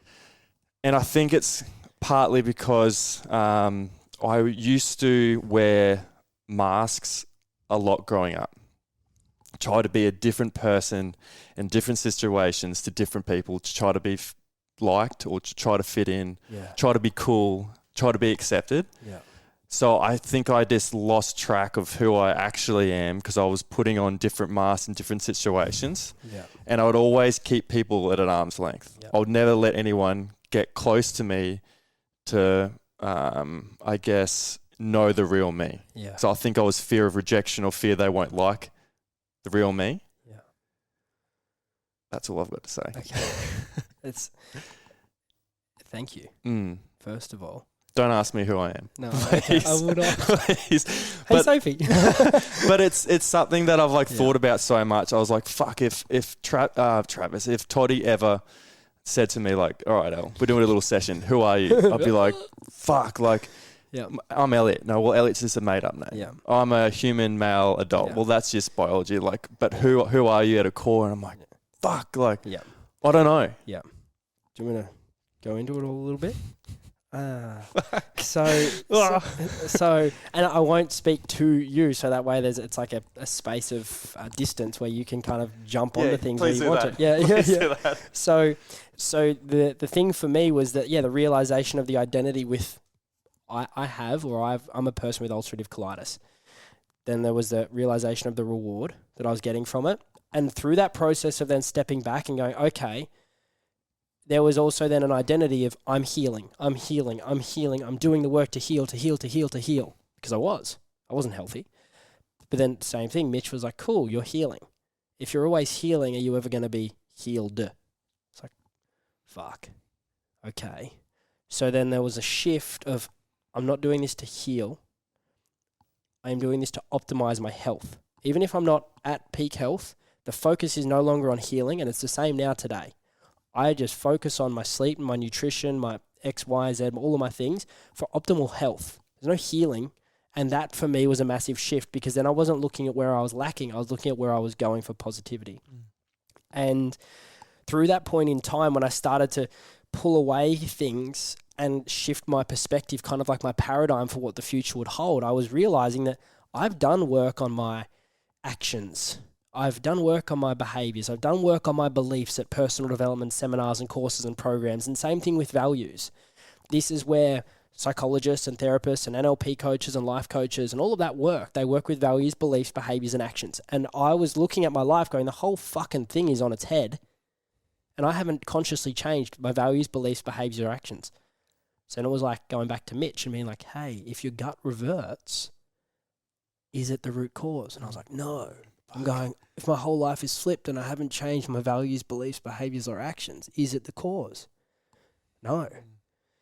And it was through that time the revelation came of this is all about identity. And I hadn't ever learnt from anyone about identity. There was just this, it wasn't even to me at identity at that point. I didn't have the word. It was just who I am. Who I am has flipped completely and utterly. I don't have my career. I don't have my friend circles. I don't have the things that made me Todd Jarratt. I've got a property that I'm renting on the Sunshine Coast and I'm in the care of my family. That was like it. And so for me, the next steps were, well, if I've got a blank canvas and I've got a second chance at life, how do I ensure that I don't fuck up again? How do I ensure that I get to live the life that I truly want to live from what I know, from what I've experienced and felt over the last 6 to 12 months? How do I live in alignment with that? And I didn't know any of this about identity at the time. I literally just went into how do I start creating like systems? Because for me, I'm like, if I have a system to follow, I'll just tick the boxes because I'm a box ticker. And so I started to create these like little tools, like, oh, here's one that'll help me with my tracking my habits. Here's one that's like enabling me to justify why I am the way I am. I called them identity questions. Like, Why am I fit, strong, healthy, jacked and tanned? You know, like those kind of questions. But then what would happen is by asking the why am I, I'm not just stating it as like an affirmation. I am fit, strong, healthy, jacked and tanned, whatever it was. I then need to justify why. Why am I? Because I look after my sleep. I manage my stress. I do my breath work. I do my meditation. I go to the gym. I do great with my supplements and my diet. X, Y, and Z. I manage my sleep well. All of those things. So that then what happens is I'm giving my brain and my neural pathways a reason to believe that this is who I am. And every time I do that thing, I'm further validating and solidifying that this is who I am. Because our identity determines our beliefs, our values, our behaviors, and our actions. Who I am, easiest way for people listening to this to really get it, if I go, okay, think of a concreter and think of a politician. They're two humans. But tell me, are their values likely different? Are their beliefs likely different? Are their behaviors likely different? Are their actions likely different? No fucking shit. It all comes from who they are. So if you've been a politician and then you start to be a concreter, the things will shift, or vice versa. A personal trainer and a librarian, completely different based on who they are. And the who I am is the most fundamental subconscious aspect of our life. We're not thinking about it. We're not thinking about shifting like we shift a belief, or we're going to change our behavior. We're going to work on this habit or take this action today. You don't think, oh, I'm going to be this person today. You're like, I'm fucking Elliott and I'm Todd. So this is where it's so subliminal. It's so under our awareness that people don't even look at it. They don't give it the credit. And that's where my journey has been a fucking gift, because I was like, this is the most powerful thing in human psychology and no one's working with it. Still. Well, that's my mission. Like that's the work for me, is getting this out to people. And I've learned in the last couple of months that, I've just been trying to jam identity down everyone's throat. But if they don't understand why it's so powerful or what the problem is, they won't work with it. So now I'm starting to reframe and go, okay, how am I going to get people to hear this? And so in terms of your question, to come back to that, like, who am I? For me, that can be a very existential question. Like, let's be real, because people are like, oh, am I a spirit? Am I God? Am I a human? Is all of this made up? Like, it can become very overwhelming. It feels like that. I don't usually go to that question because that can happen for people. Okay. So what I do in that way is go look at what's the essence of who you feel you are. So for me, my identity is I'm a simple country kid nerd that loves having fun and seeing people happy and fulfilled. Because at a true essence, that's me. And so and it happened yesterday, I was at the beach and Ryan, my housemate, he's at home working his ass off and I'm at the beach chilling. And I noticed his sense of guilt. And I was with another friend, Belle, and I was like, oh, I can notice the guilt there. I was like, hold on, who am I? I was like, I'm a country kid nerd that loves having fun and seeing people happy and fulfilled. I'm having fun. I'm being here, and this is happy and fulfillment for me. So I don't need to be feeling that, because that's not who I am. I don't need to be stressed about that. And so identity and purpose come in together a lot too. That's my next question. Okay. You can. No, you go. No, that's it. I was gonna ask you. Let's go into how identity ties in with purpose and stuff, because I think that purpose, and I've talked about it with a lot of guests, is like finding that passion, finding the purpose. And it's just like, how do you know? Is it a feeling? Like, how do you know that you're on the right path? And does it tie in with identity? Is that the beginning of finding your purpose? This excites the fuck out of me, because I think it's like mastery of a craft. The more you realize you know, the less you feel like you know. And so I've been since 2020, all I've been really focusing on is identity, to really become a master in that, so that in 10 years I can be a leader in that globally. Like that's been the thing. And what I've realized was identity was the focus. But if people aren't clear on their purpose and they create an identity over here and it's not connected, there can be a mismatch or misalignment. And so what I've actually started to do is go, okay, let's get clear on purpose first. Identity will come because we then solidify the identity to serve the purpose. Okay. Yeah? Yeah. So with purpose, people are like, I don't know my purpose. That's too big for me to think about. I don't fucking know. I've never had that X, Y, and Z. It's literally just a simple, it's called the purpose protocol. Okay. So I've created that and I've been fine tuning it, and I only adjusted it again last night because I had 3 incredible women on a call in our breakthrough calls in part of the identity system. And all 3 of them were like, we're not doing what our purpose is. And one was like, I think I'm getting towards it. I said, let me just take you through some questions. I'm going to kind of use you as guinea pigs because I've just updated this protocol.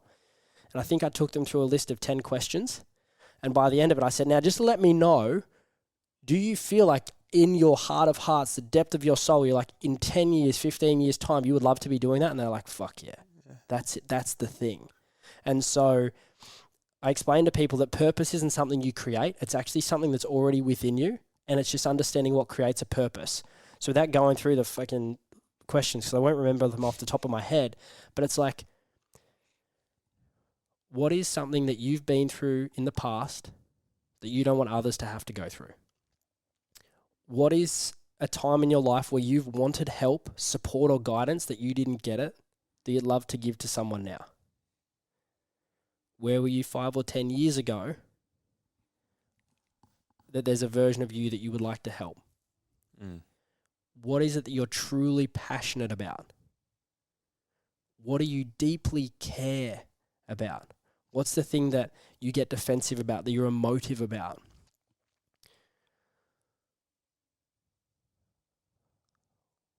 Who are the people that you're most wanting to help? And what have those people been through?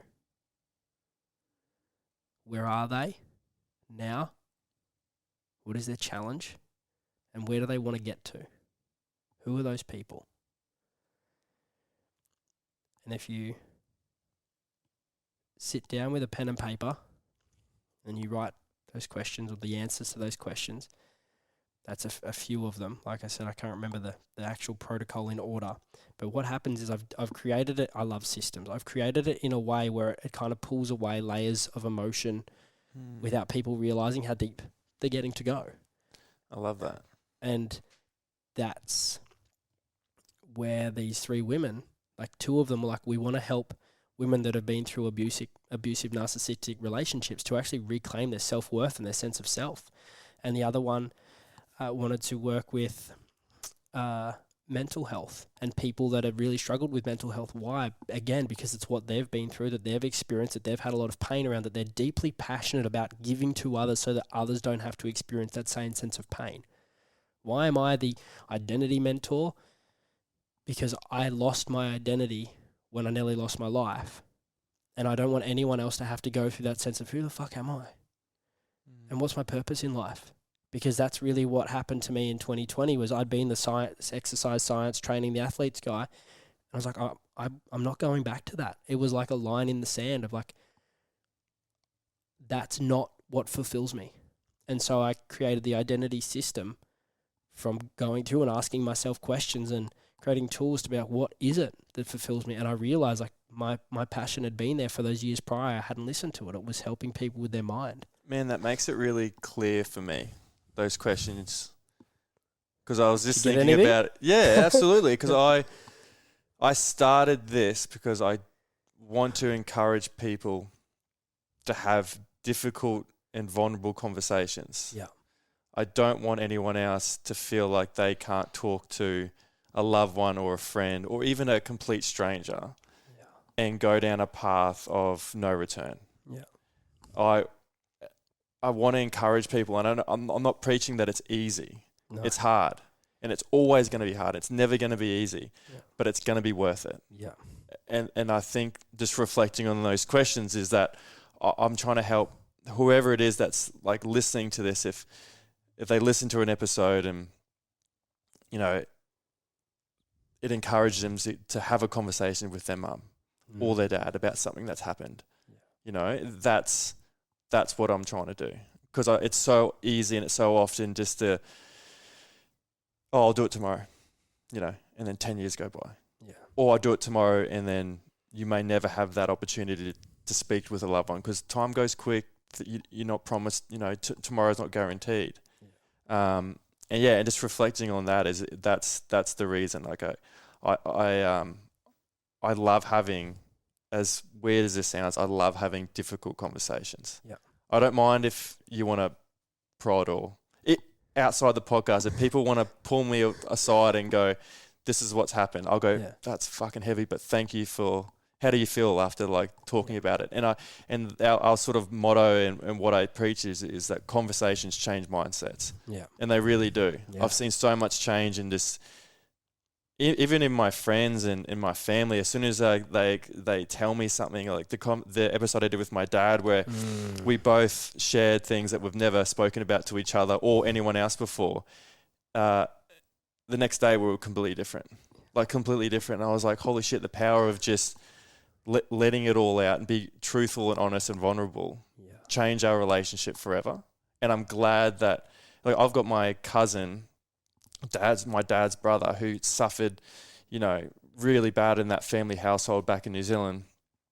He's my dad's brother, my cousin's dad. He passed away from cancer, and he watched our episode and he was like, "Oh, I'm so glad that you guys had the chance to talk about those things and heal and heal those wounds." But he's like, I regret that I never got the opportunity to do it with my dad.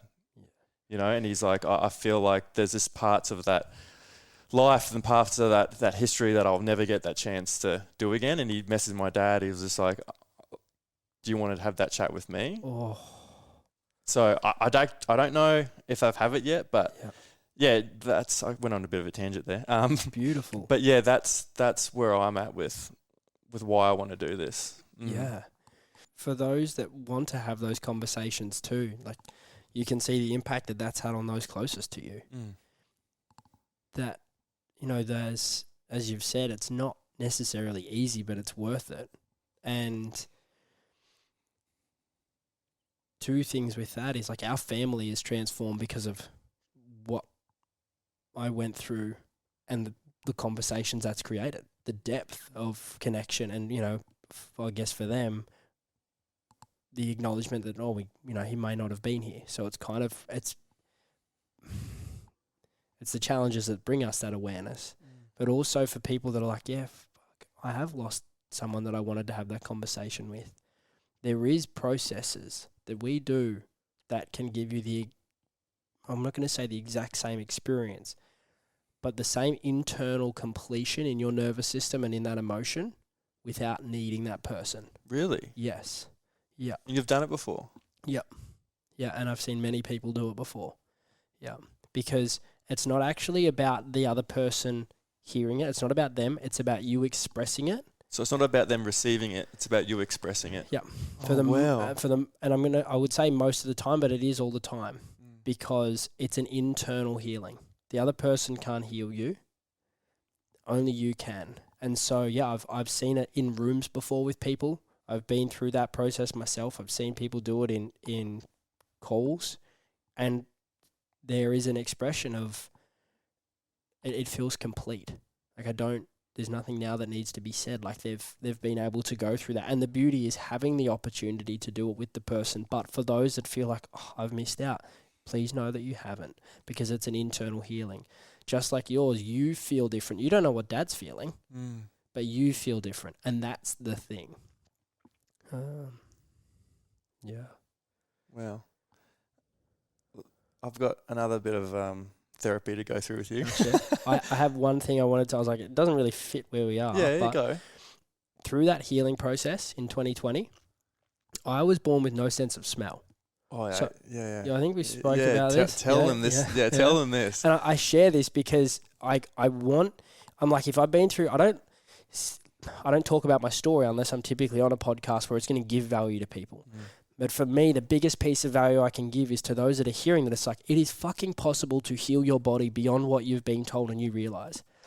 At the example, I had no sense of smell from 0 to 25.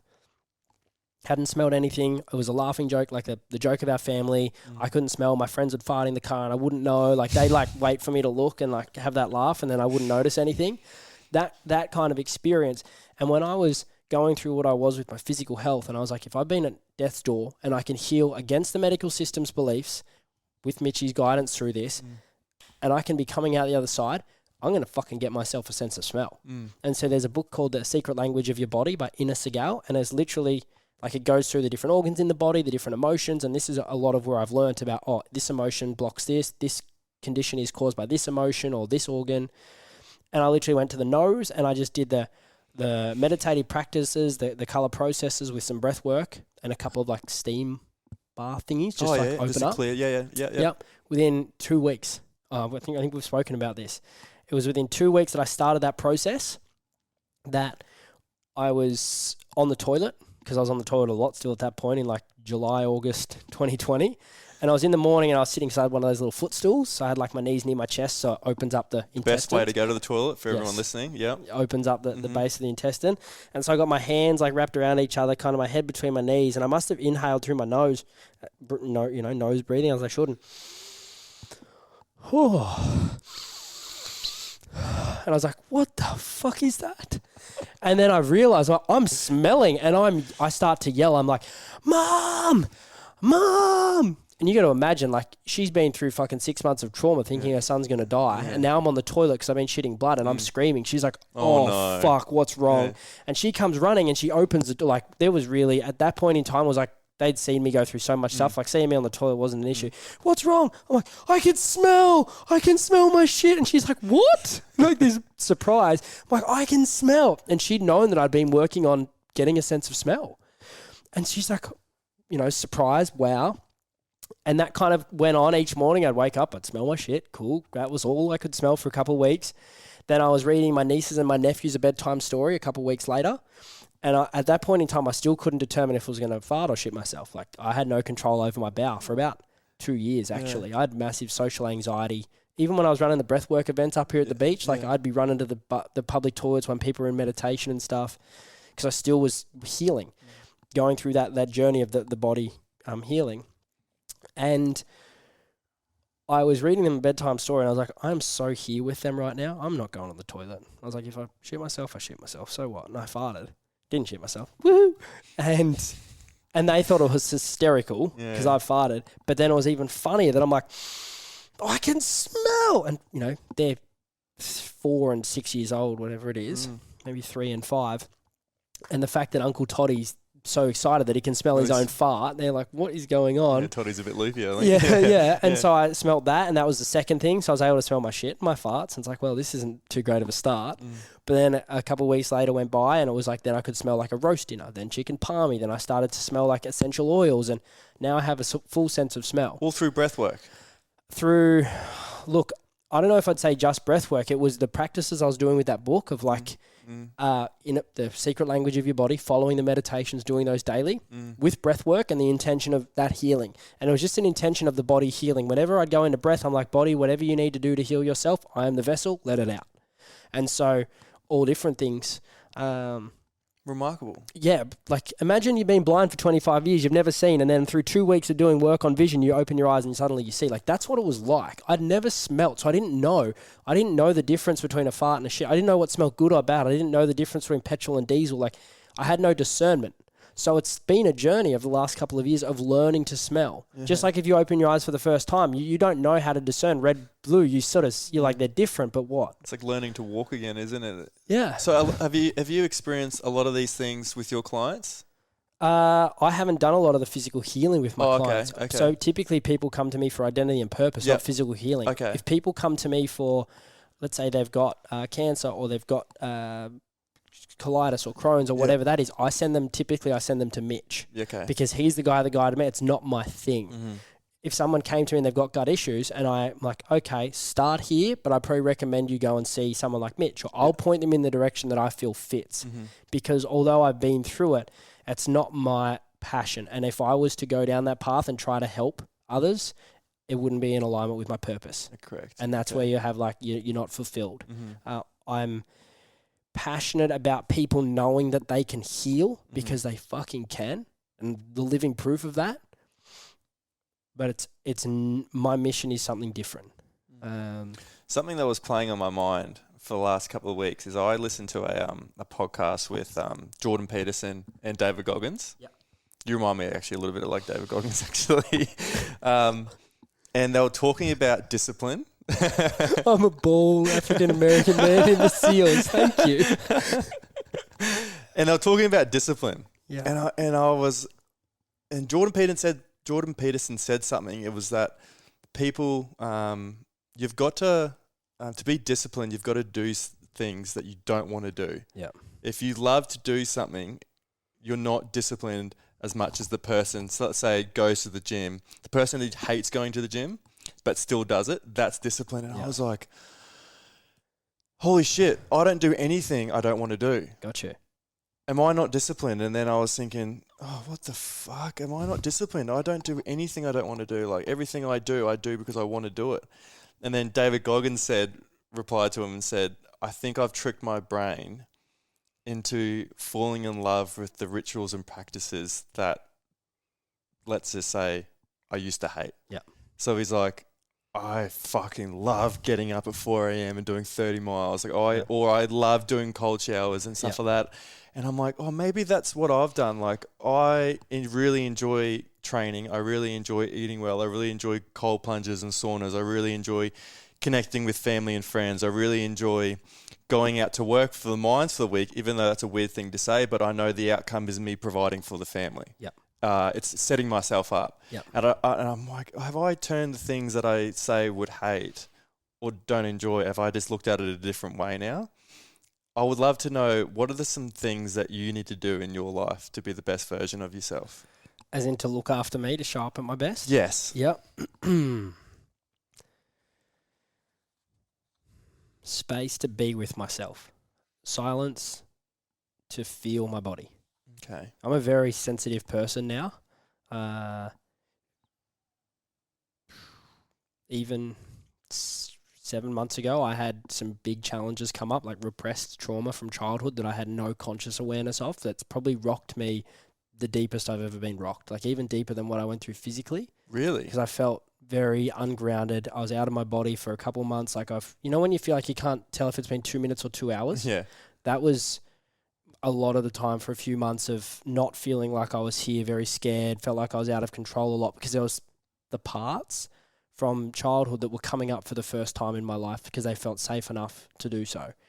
And it's been a journey. Like, I've been seeing somatic experiencing therapists, internal family systems therapists, psychologists, like support to process these, because I was like, this isn't something I'm going to fuck with.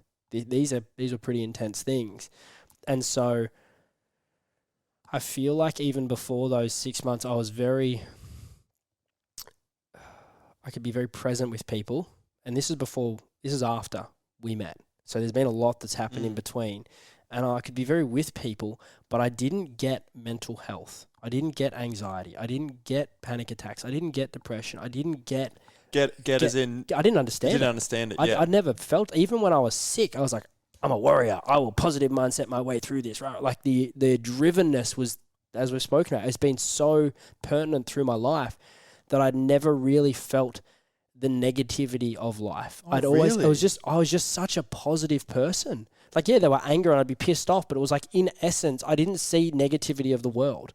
I was like, I was always the rosy glasses. And sometime through last year, in the middle of last year, I had an experience where it was like my heart opened to something I hadn't experienced before. I felt a level of love I hadn't felt before. It was beautiful. And then what came on the other side of that was like, the understanding I have now is it's like it kind of opened up a box, that there was love in there, but there was also a lot of scary things, challenges. And this is the first time I've spoken about this in this way. So it's like a vulnerable thing too. And it's interesting when you do open up. It's like that can of worms. You're like, oh, fuck. Yeah. What's going to come up here? And it took like, I was with my family. I was with friends. I'd slowed down on work. I was doing everything I could to just be in nature, to ground in, to support myself, to get through that time. And it was really challenging. And for all the work that I'd done for this to come up this way, it was like, wow, it's teaching me in terms of the trauma space. I hadn't been in that space. I hadn't stepped foot in it because I was like, I don't get it. I don't understand it. Things have been awesome. And so someone could be talking to me, and I'd helped plenty of people with challenges. They'd been through trauma, mental health, but I was like, go and do your breath work, do your ice baths, do your affirmations, do your gratitude. You'll be good. Let's go. I didn't get it. I couldn't actually be with them and go, oh, fuck. Like, you've had a panic attack. Like, holy relate shit. to that. Yeah. I didn't get the empathy part of it. And that's what this last 6 months has brought me, is like, I fucking get it, having lived it. And it's been challenging. And so to answer that question in the realest form that it is, it's actually, having a fuckload of time to be with myself, to check in. Because when when you feel more, the container is bigger. You kind of I have higher highs. I feel more joy. But then on the other side, there's more of the pain. You feel more. And it's a beauty and it's a challenge. It's an opportunity and it's a responsibility. Yeah. And so having that time to check in and like, okay, how's my heart?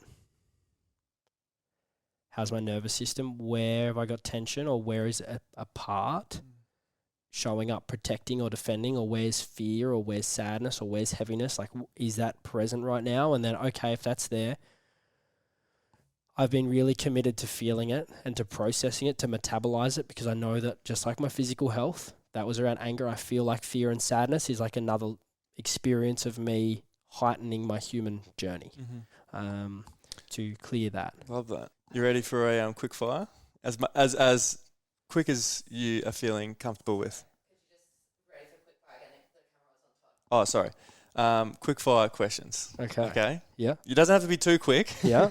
Because I would like a nice decent answer here, but a decent answer. Oh no, there's pressure on. Because I did quick fire with Travis, and he was like boom, boom, boom. I was like, oh shit.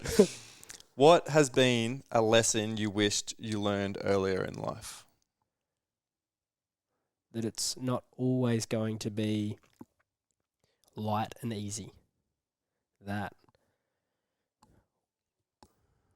those rose-colored glasses were serving but protecting from something, more challenging. And being able to accept the continuum of emotions and feelings. Yeah, that was I was speaking to Mum about the other day, and to Emanuela, the somatic experiencing therapist. Like I said, everything had been so positive before that I was like, there was something fundamentally broken within me when I wasn't feeling constant happiness and joy and positivity. And now it's like, oh no, that's the other side. Okay. Yeah. I heard a really good quote the other day that really hit home to me. Yeah. And it was people make the mistake in life that they think love is finding the right person, when love is actually becoming the right person. You want to become a person that you want to spend the rest of your life with. And it hit home because I never had a good relationship with myself. I wasn't my own best friend. I was my own worst enemy for a long time. And it was even around the time when I started the podcast was a lot of healing and learning to love myself. Yeah. What is the relationship like with yourself now? It's real. It's fun. It's playful, but it's real. Like when there's things to feel, I'll feel it. And I have a saying now: when it's real, feel, and enjoy positivity in between.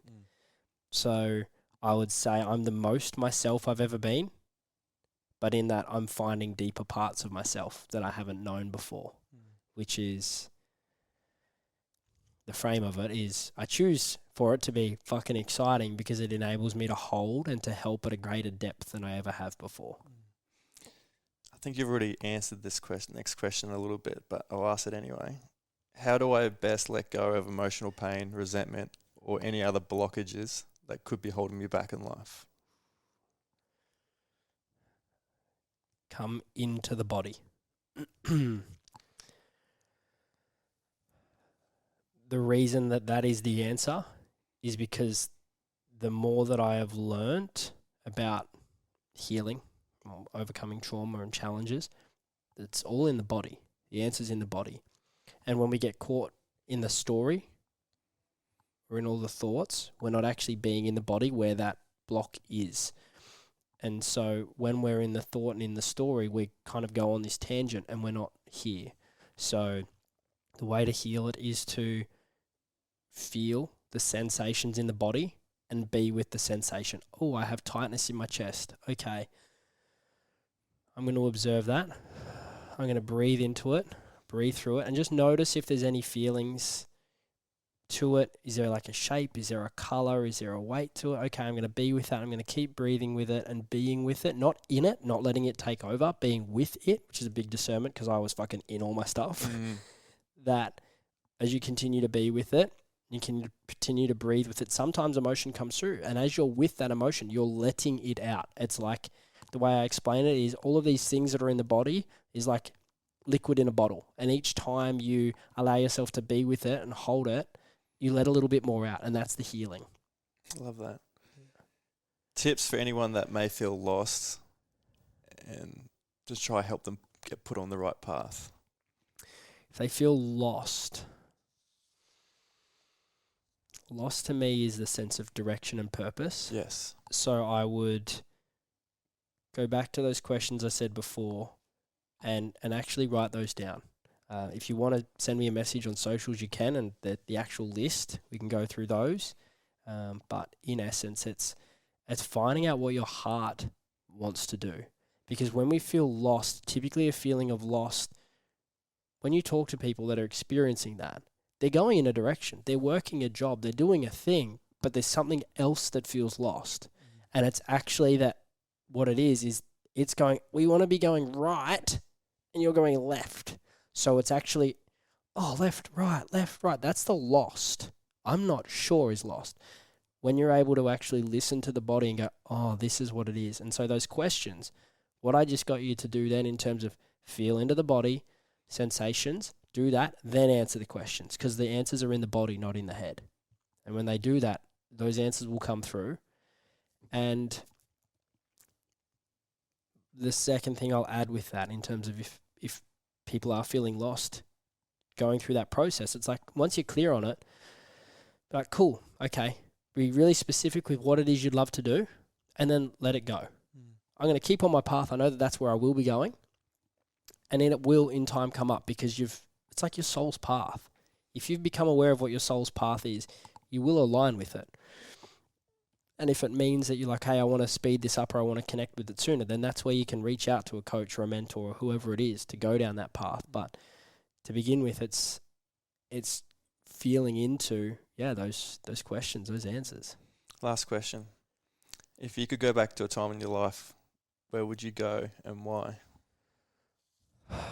Fuck. It's so funny that the first things that come up are to the most challenging times. To Really? see it from a different perspective. At first, there was like 2014. That year I said there was like the good old days. Yeah. That's what I was thinking. But I was like, I feel like I'd want to go back to year 5 when I went through that bullying to be and what I mean is, like, I'd be going there with my adult perspective. Yes. Okay. To then see that process and like be there to support my little boy that went through so much, where he felt he was alone and alienated, and like, hey, you're not alone. I'm here with you. It's kind of like reparenting. So then, and then probably when I was unwell in 2020, to be with me and be like, hey, you're going to get through this, and your greatest gifts are going to be on the other side of it. So it's like the reason I'd go to those times is to actually reparent. Yes. Yeah. I love that. So I've got a closing tradition of the podcast where I don't ask the last question. I get questions sent in from loved ones, whether it be family members or friends. I love that. So, Travis. Oh, is this from T-Rav? This is from T-Rav. So he's obviously a good friend of yours. He's someone that looks up to you a lot. He credits you for a lot of his success and how he's developed as a man. What's the most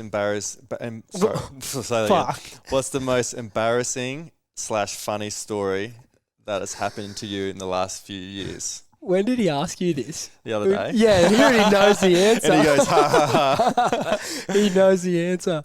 Oh, man. When we were at dinner a couple of months ago with like the brotherhood, and we went through this process. And I told a couple of stories, and one of them the boys were on for quite a while. So in 2021, I'd started Cool to Be Conscious. Actually, no. This was the weekend that I went down and experienced Cool to Be Conscious. So the weekend before I started the stuff up here. At this point in time, I still didn't really have control over my bowel. Here we go. Yep. So when I needed to go to the toilet, I had about 30 seconds. So I was on like hypervigilance, red alert of like, where are the fucking public toilets, where are the bushes, all of that. I need an exit plan. Yep. Yes. Yeah. Need to know where to go. I need to know quick. And so it was a lot of stress. And we'd been down from Goldie to Crystal Castle. Then we'd been to like some other place down near Byron. Mm-hmm. And I was with my housemate now, Rye, Beck, and Bren. So 3 friends. And we were driving back through Goldie. And we're in like a residential area. And I was like, oh, okay. And I was in the passenger seat. And I've gone to I notice now, like, this is more vulnerable than I realised to share it on a podcast because I've like shared it with mates, but okay. So we're driving through the Goldie and I've gone to Bren like, I've got to go. And she's like, okay, in a minute. And I was like, no, you don't get it. I've got to really go. And she's like, there's no toilets around here. And I was like, it's either you pull up and I find somewhere or I shit in your chair, like in the seat of the car. And she was like, oh shit. And I was like, okay, pull up. And she stopped and there was just houses. That's all there was. And there was a house right was like near where we'd parked, and there was the house, and down the side of it was like a driveway, but it was just all grass. And I literally ran in full view of the car on the road, and I just dropped my dacks and I just shat on their lawn. Like a dog. Yeah, literally just like squatted on the lawn, I was just shitting on their lawn, looking up like hopefully they don't fucking come outside and see this random guy shitting on their lawn. Because at this point in time, they're like, I'd shit myself so many times I couldn't count. Yeah. So but for someone else, they'd be like, what is this freak doing? Like, this is disgusting. And so, like, I shit on their lawn. I think I, like, grabbed some lawn and, like, wiped myself. And then, like, I ended up getting back in the car and I was crying because there was a lot of embarrassment and shame getting back into the car in front of my friends and I couldn't control myself. So there's a lot of, like, heaviness on the other side. But when I reflect back on it now and I can still sort of see it, of like me running and what it would have looked like from the car of just seeing me running and just shitting on some random's lawn, wiping my ass and then walking back and driving off. Yeah, horrid. Yeah. Oh, I love that. To those people. Yeah, thanks for sharing thanks that. Thanks for your lawn. Yeah, I do just want to say that I really appreciate you coming on today. I love the work that you're doing. I think you're ahead of your time, to be honest with you. Oh shit. Yeah. No, I honestly like the things that you're implementing now, for years, it's people are slowly starting to catch on. Yeah. And I think that you saw the vision years ago. So I just want to say thank you for leading the way in that space. For anyone listening and watching, if any of this resonated with you, get in contact with Toddy here, the Identity System, doing amazing things, and yeah, very proud of you, mate. Thank you for having me on, and thank you for the time and the space and your vulnerability and realness too. Thanks. And for living your purpose in sharing this so other people have the conversations. Thank you. Appreciate that.